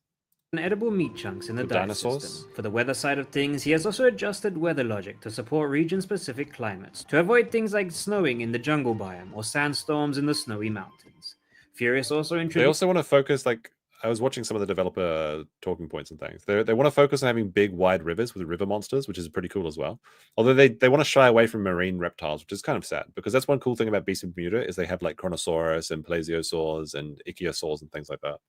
But they're at least having the big crocodile and Spinosaurus as semi-aquatic Spinosaurus. Obviously, the crocodile is aquatic. Use the Reconstructing with basic functionality. It's still a work in progress and is pending all its sounds and animations before being fully functional. The Pura has I don't know why the developers focus on these gay dinosaurs. Like I feel like if I was making a dinosaur game, T-Rex is number one. Next, you get the Triceratops. Then you get the Stegosaurus. Then you get the Pachycephalosaurus. Those are like the 4 big boys. But like, we don't even need the Pachys. We can get rid of them. If you just need to have a Triceratops, a Stegosaurus, and a T-Rex. Those should be the first 3 things you work on. Like, it's ridiculous. And then like Brontosaurus or something, of course. But like, I feel like if you cover those 3 dinosaurs, you're pretty good. But then they always start with these weirdo dinosaurs, like the Ichthyosaurus or whatever it is. Also been added to the test level for scale validation. There's the Pleurosaurus. He's got a big... This is a big fucking... I think they just picked the biggest crocodilian they could find. That is massive. Really get to see the sheer size of this creature.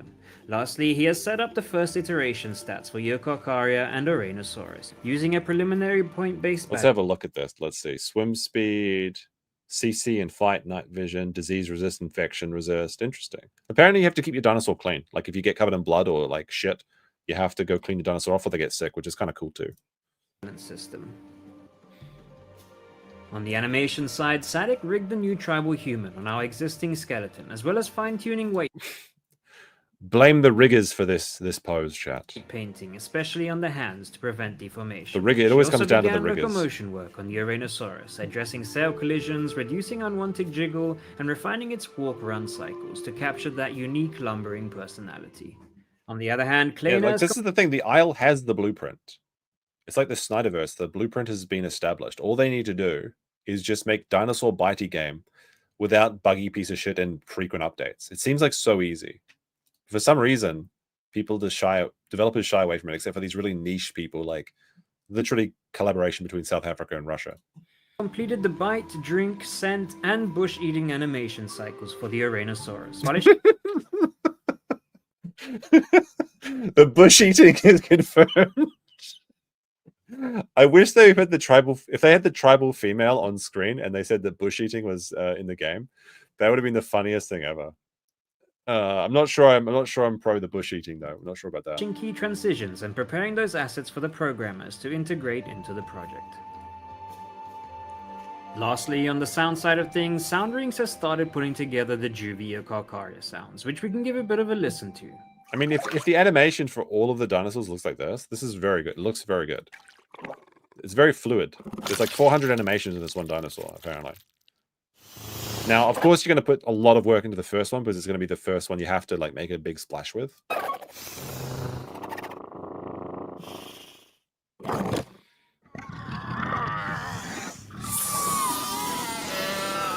I don't care about the sounds of this Before one. this video ends, I want to take a moment to thank all of our Patreons and supporters. There was another one I wanted to show. Like they actually had like they invited a bunch of streamers that play the Isle to play this game, and that was really interesting. First demo preview. I think this is the one. And I'm going to turn it to nighttime. It looks nice in the night as well. Yeah, so they have a bunch of people that play the Isle playing it to see what they think. So they're inviting the community creators and stuff like that. I think that's what they were doing. We have the broadcast, the friendly call, no, that's, maybe this is the wrong one. And which one was it? Which one? I just want to see that. Let me see. I'm pretty sure that was it a stream or is that a video? It would have been a longer one though. Let's see if I can find that real quick. These are all 4 minute. It must be a live stream then. Let's see. Preparing the semi-aquatics, designing the Spinosaurus. Spinosaurus has got a big following. Designing the Purosaurus. Where was this? Working on the Isle. Shit, I thought I had this. It's all like 1080 60. I mean, yeah, it looks really good from my point of view. You just have to trust me on those. All right, we'll just take a look at this one then. Hey Extinctioneers, it's Islander here, project lead for Echoes of Extinction. This past month has been packed with amazing developments with like these monthly updates. This is like I don't know, like the developers of dinosaur games are so shit. The fact that this one company has like we're going to do monthly updates is actually like really hype. You have to understand how much like people that play dinosaur games are like battered wives. And they love their husband, but he's bad to them. This is how it works. And the Isle specifically has some really nasty people behind the scenes. And I think there's no community that hates the developers as much as the Isle community hates Dondi or whatever his name is. But like just saying like we're committed to these monthly updates and they just tell you what's going right, what's going wrong. It's such a different. It's like such a breath of fresh air. Everything from biome redesign and AI upgrades to the new creature additions and visual refinements. Our team has been hard at work. The light effects look really good too. I'm excited to share all these details with you in this month's dev blog. So let's dive in. This month, our level designer Airsick tackled performance improvements and fine-tuned our environments. The redwood forest. I love swampy areas. Like I wish that the Isle swamp area was actually useful, but it's not. Just raptors use it as a breeding ground. Which previously posed performance challenges, underwent a significant upgrade. Each plant was reworked and improved memory efficiency, giving us a lush but optimized forest experience. Additionally, Airsick added new buildings to our Cove village, boosting its realism and coherence with the game's art style. Nanite handling. I really don't know why they focus on the human thing. I think they want to they want the ARC audience or something, because you can tame NPC dinosaurs in this. I feel like it's a waste of time. I feel like just have dinosaurs. That's just what people want. Like the Isle has just dinosaurs because the developer's too lazy to put the humans in. Eventually they want to put humans in too, but I feel like it's just have the dinosaurs. And height mapping were updated, creating a beautifully immersive world without impacting performance. In a different department, our programmer Danik took on tribal AI systems this month, adding life to our NPC interactions. Tribal characters now patrol villages, interact with items, and engage with players using basic weapons like bows. With these systems soon supporting multiple villages, players will soon encounter unique factions and cultural dynamics. Though it's not quite ready yet, and we only have a couple things to show. Hopefully we'll have some more for you next month.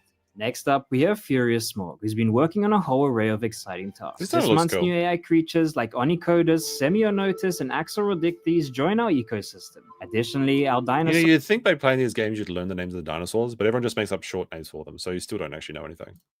AI can now search for food when hungry, adding depth to their behaviors. Our base locomotion code is complete, paving the way for dynamic animations from turns to skidding. And for those focusing on survival, we've expanded the player-driven diet and perk system. Players can gain perks by consuming specific foods that enhance their stats. Herbivores gain from nutrient-rich plants, while carnivores rely on the health of their prey.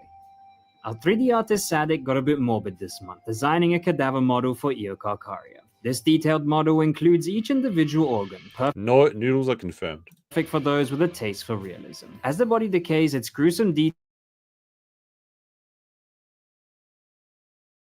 an settling lifelike touch. This, like, if the game looks like this when you're, yes, and then like you imagine like a T-Rex bursts through the foliage here, that'd be fucking awesome. Here are some special Halloween themed teasers. Zombie dinosaurs confirmed for Halloween, pretty based. The Isle does, like, the Isle literally does that as well, by the way. Although I've never played it. Who knows?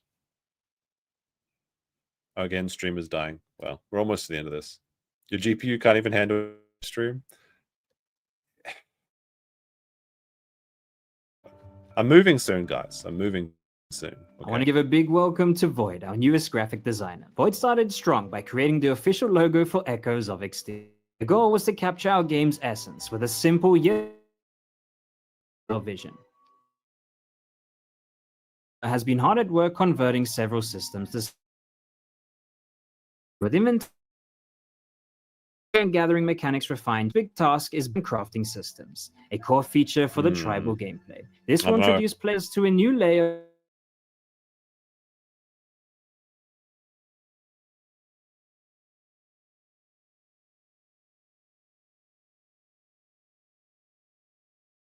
What is this? I don't know. I'm just going to call it Coelacanth. UI updates on the way. We're excited to see how these designs enhance the in-game experience. Many of you joined Raul's livestream this month, watching the Purosaurus model take shape. Week by week, Raul's progress on this massive predator has been incredible. Your support and feedback during these live streams means a lot to us. Don't miss the next one if you're interested in seeing Purosaurus come to life. Raul will be live again this Saturday, streaming the creation of the Purosaurus until it is finished. Moving on, Mia has been refining exciting tools and weapons, perfecting them for in-game use. Like, I kind of think that the jungle won't be as dense when it gets to the full game, because they usually cut it back down for both performance issues and also for players, because small dinosaurs get lost in these sort of things. But like, I really like the idea of these dense jungle that you can hide in. Also started working on brand new assets that will soon enrich the gameplay experience. Here's a sneak peek at our latest creations. Oh, camera dead. Lastly, Minisep Wolf, another talented programmer, made substantial strides in preparation for a major update on the QA server. This includes options for custom graphic settings and the introduction of tool assets. They even got into the Halloween spirit with some spooky scenes, which I will show you right now. Spooky scenes. Zombie dinosaurs, yes, let's go.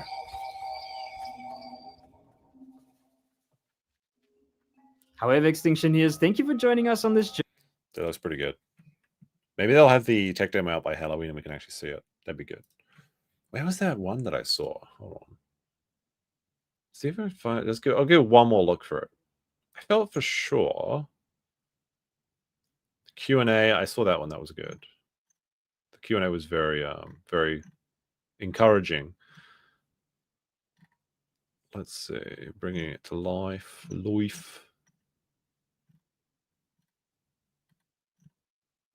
I can't find it. I think this looks pretty good.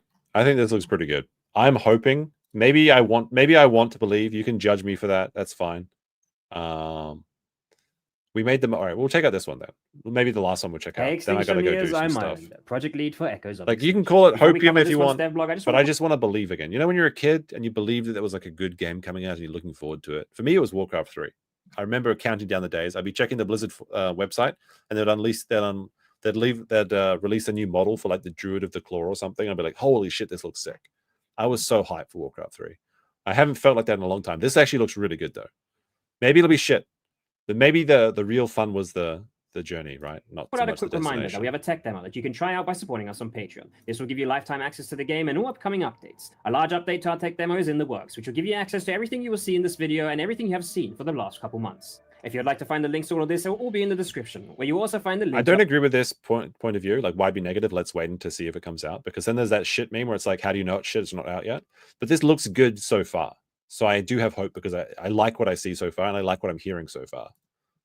Discord. So I do have hope. What have we been up to this I month? feel like you This can month has predict been a bad possibly game one of the most before it exciting comes out. months for us. From 2 remodeled creatures being complete to more tribal improvements and even a deeper look into the diet system. But let's start from the beginning. Our concept artists have been working very hard this month, working on patterns for our dinosaurs. Starting off with Fire Sluffy, who made our beautiful first Eocarcharia skin, which you will get to see later in the video on our new finished model, as well as our beloved... What is the deal with this one, the Eocarcharia? Like, nobody get. I guess it's like a lot of walking with dinosaurs things had this one for some reason. Galley, which is now being worked on by our 3D art. Not sure I like the Gallimimus design. I'm not sure I like the feathery dinosaur boy. Some people like this aesthetic, but for me, I like my Gallimimus looking like it does in the aisle. Is static. Both of these skins are for the Redwood and have been approved as final. Also, I don't know why they show the person. They should just always show the dinosaur running, because the person's the tribal model doesn't look very good. Secondly, we have Multiply, who is working on a snowy skin for our little Dryosaurus friend. This is still a work in progress and might change down the line, but this is what we have so far. Next, we'll move on to our crafting system for our tribals, where I'll introduce our new member, Numa, our tribal gameplay designer. This month, he has been focusing on getting the first tier of craftable items, which we have called the Bushcraft tier, deciding on recipes, tools, and armor. With this information at hand, it has helped our UI artist Void to come up with an awesome layout for our There's the pee poo poo bird again. crafting menu, which you can see here. We will hopefully have it functional by next month's devlog, so stick around to see that in action. Moving on, we have our level designer Airsick Lowlander, who has been working daily to provide us with a visually stunning map, which has also been performing optimally, even on the highest graphics. Most of his time this month has gone into the Redwood Forest. However, he has also been working on the Rainforest Jungle, expanding our playable area by quite a bit. You can catch Airsick every Thursday live on this channel as he works on our map. Come say hi. See, this is like one of the cool things is they actually show the developers working. Like they do regular live streams. You can see the development happening. Is it going to be a rug pull? Maybe, but like for now, let's just give him a chance. Give him a chance, chat. Time he is live. Next, we have our programmer Chica, who has been working on. Also, I really like the way that water flows. Time he is live. Next, we have... like it'd be so cool if they just had a proper game with like flooding mechanics, like there's heavy rain and it expands the rivers, because that expands the danger. I'm not sure that they did mention they want to try something like that, but it sounds like it's on the back burner because like it'll probably have major graphics issues. But like, I wish a game would have like environmental effects like that. I think Beast of Bermuda has like tornadoes and bushfires and things like that. But flooding specifically in a game where river monsters plays a part is a very cool concept. On our map. Come say hi next time he is live. Next, we have our programmer Chica, who has been working on various different systems. Some of the most notable ones being the corpse decay for tribals, where over time the bodies will start to rot. Our new swimming overhaul, as previously our tribals were not able to swim just yet, and a whole new grouping system for you and your friends to be able to group up and recognize each other on Okay, I don't have friends. This doesn't apply to me. Journeys. Just to top it all off, he has also been working on a new butchering system for you to be able to butcher not only creatures, but also tribals you have managed to kill. Next, oh, you can actually, that is actually one cool thing is I remember this now. You can actually play as a cannibal. So you can actually PvP as a human, fighting off dinosaurs, taking their teeth and turning them into bone saws and cutting up other human players and eating them. So you can cannibalize in this game. That is actually kind of cool. I will say that. On the list, we have Danik, also a programmer who has been working on a new questing system and has introduced to us the first prototype for it. I'm going to... It would be CPU intensive to do that. I mean, I don't mean like dynamic flooding effects. I feel like you could just have a set area, like you have like a river with 3 different stages of flooding, and it would just transition between those phases like slowly. So you could do it in a way that would be less CPU intensive. Like obviously having dynamic real weather effects would be much cooler, but I mean practically that's not very realistic. So I feel like just having like different state, like maybe there's like 5 different states of like regular river, drought, super flood, and semi flood, and it just kind of cycles between those based on the weather things. That could be how you do that. Show you some footage of me trying it out on the dev test level. One of the new things I do want to show off is the new questing system. So you can go up to some NPCs, some will still tell you that they are busy. Not every NPC don't give a shit about questing. So let's talk later. But some of them will have quests. This guy's asking, I need you to collect fiber for me. Will you help? I can craft things. This is a quest that the quartering needs to do though. Collect fiber. For you in return, and you will get boots. We'll press F1, and now we have a quest. And now if we check our journal here, we will see that we have a quest in progress. Look for fiber. So we will then go and collect fiber. Sorry for the loud dryers right now. We'll go to him. Good job. And then we receive our boots. I already had, but let's pretend I didn't. I can go and equip those. Remember, you can also just right-click. They've already got more biomes though. They've got the rainforest. They've got the snowy area. They've got the redwood forest. They've got the desert. They've got the beach. They've already shown the different biomes. So I mean, it's mostly an island and it's mostly jungle. But the redwood looks really good, and the snow looks very good too. Or even click E on them, and it will equip them. Now, if we look again, we can get a bow. All we need is some sticks. You know, that's 3 sticks. And we go 6 sticks. I guess it depends how many varieties of tree you consider a biome to be. Next up, we have our final programmer, Furious Smog, who has been working on the dinosaur side of things. This month, he has spent working on the diet system, which does not yet have a proper UI for it. But as of right now, players who have been upkeeping their diet will have the choice to choose their desired buffs for their creature at various times throughout their growth. On top of that, he has also finally implemented our new dryer model, which now Scope finally creep, yeah, I runs the absolutely island agree with that. Sakura. But with new it's models, kind of ironic because like sometimes developers get too much money and then it does a worse product because of that. models comes new animations, and our animator Kleiner has been working hard at delivering new animations for our new Dryo. This will make them feel more lifelike as you encounter them around the island. Moving on, we have our 3D artist Hemato, who has been helping us fill up our lakes and rivers with our new fish species, the Onychodus, which is now reaching the final stages of the modeling process and will soon be seen haunting our water sources, going What a Chad jewelfish. for all juveniles and smaller creatures attempting to swim. Saving the big reveal for last, we have our 3D modelers, starting with Raul Ramos, who has completed the new model for our ear Carcaria using Fire Sloughy's skin design. This model has turned out looking amazing and aligns with our art style and direction a lot better than our previous one. Soon we will start animating it, and hopefully by our next devlog we'll be able to show you it in-game on our map. Raul has also made some decent progress on our Purosaurus. You can catch him working live on the Purosaurus every Saturday on this channel. We're thinking of possibly even streaming it twice a week instead of the usual once, but join us on Discord and subscribe to stay in the loop. I actually had a little look at that. It's actually pretty cool the way he does it. Lastly, Sadek has been working not only on our galley, which is super early stages, with only the See, I prefer this Gallimimus to the feather basic shape blockout, but she has also helped Furious perfect the textures on our Dryosaurus. Well, that is going to be it for this month's devlog. If you want to... All right, so there's like updates coming for this, basically. I wonder if there's what's the newest video? Was that the Spinosaurus one? There we go. Yeah. All right. That's all we got for you today, chat. That's all we got for you today. I'm hyped for this game. I want to believe maybe it's the wanting more so than anything, but should be Dinosaur stream tomorrow on the gaming channel. We're gonna the goal is to play Raptors. I do have a coupon for a what is it called? Carnotaurus, the big bitey sharp tooth. So we might be able to play that. Last time we tried to do it, it didn't work, but this time maybe it'll work. So should be streamed tomorrow, unless if I don't stream it, then you can blame my girlfriend for distracting me. Otherwise, peace. Have a good day, chat. And remember, everything's tax-free. It's official, thanks to Trump. Did you hear me? It is tax-free. My Zammies, my hookers, my super chats too. Hit that button, cause every single super chat I got it tax-free. Tax-free. Take out your pill bottles, shake your pills, shake your pills, because it's gonna be tax-free, tax-free, tax-free. Tell your wiggers that we got it. Tax-free in my little tin shack.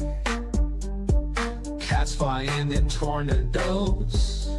Gun flopping up and down, let's get the guns out. Gun, gun, gun, gun, shake it around when it's tax-free. Wiggle, wiggle! Wiggle, wiggle! Wiggle, wiggle! Wiggle, wiggle! It's a tip, so it's tax-free. But wiggle, you best not fold the bullshit, because these super chats, they all tax-free.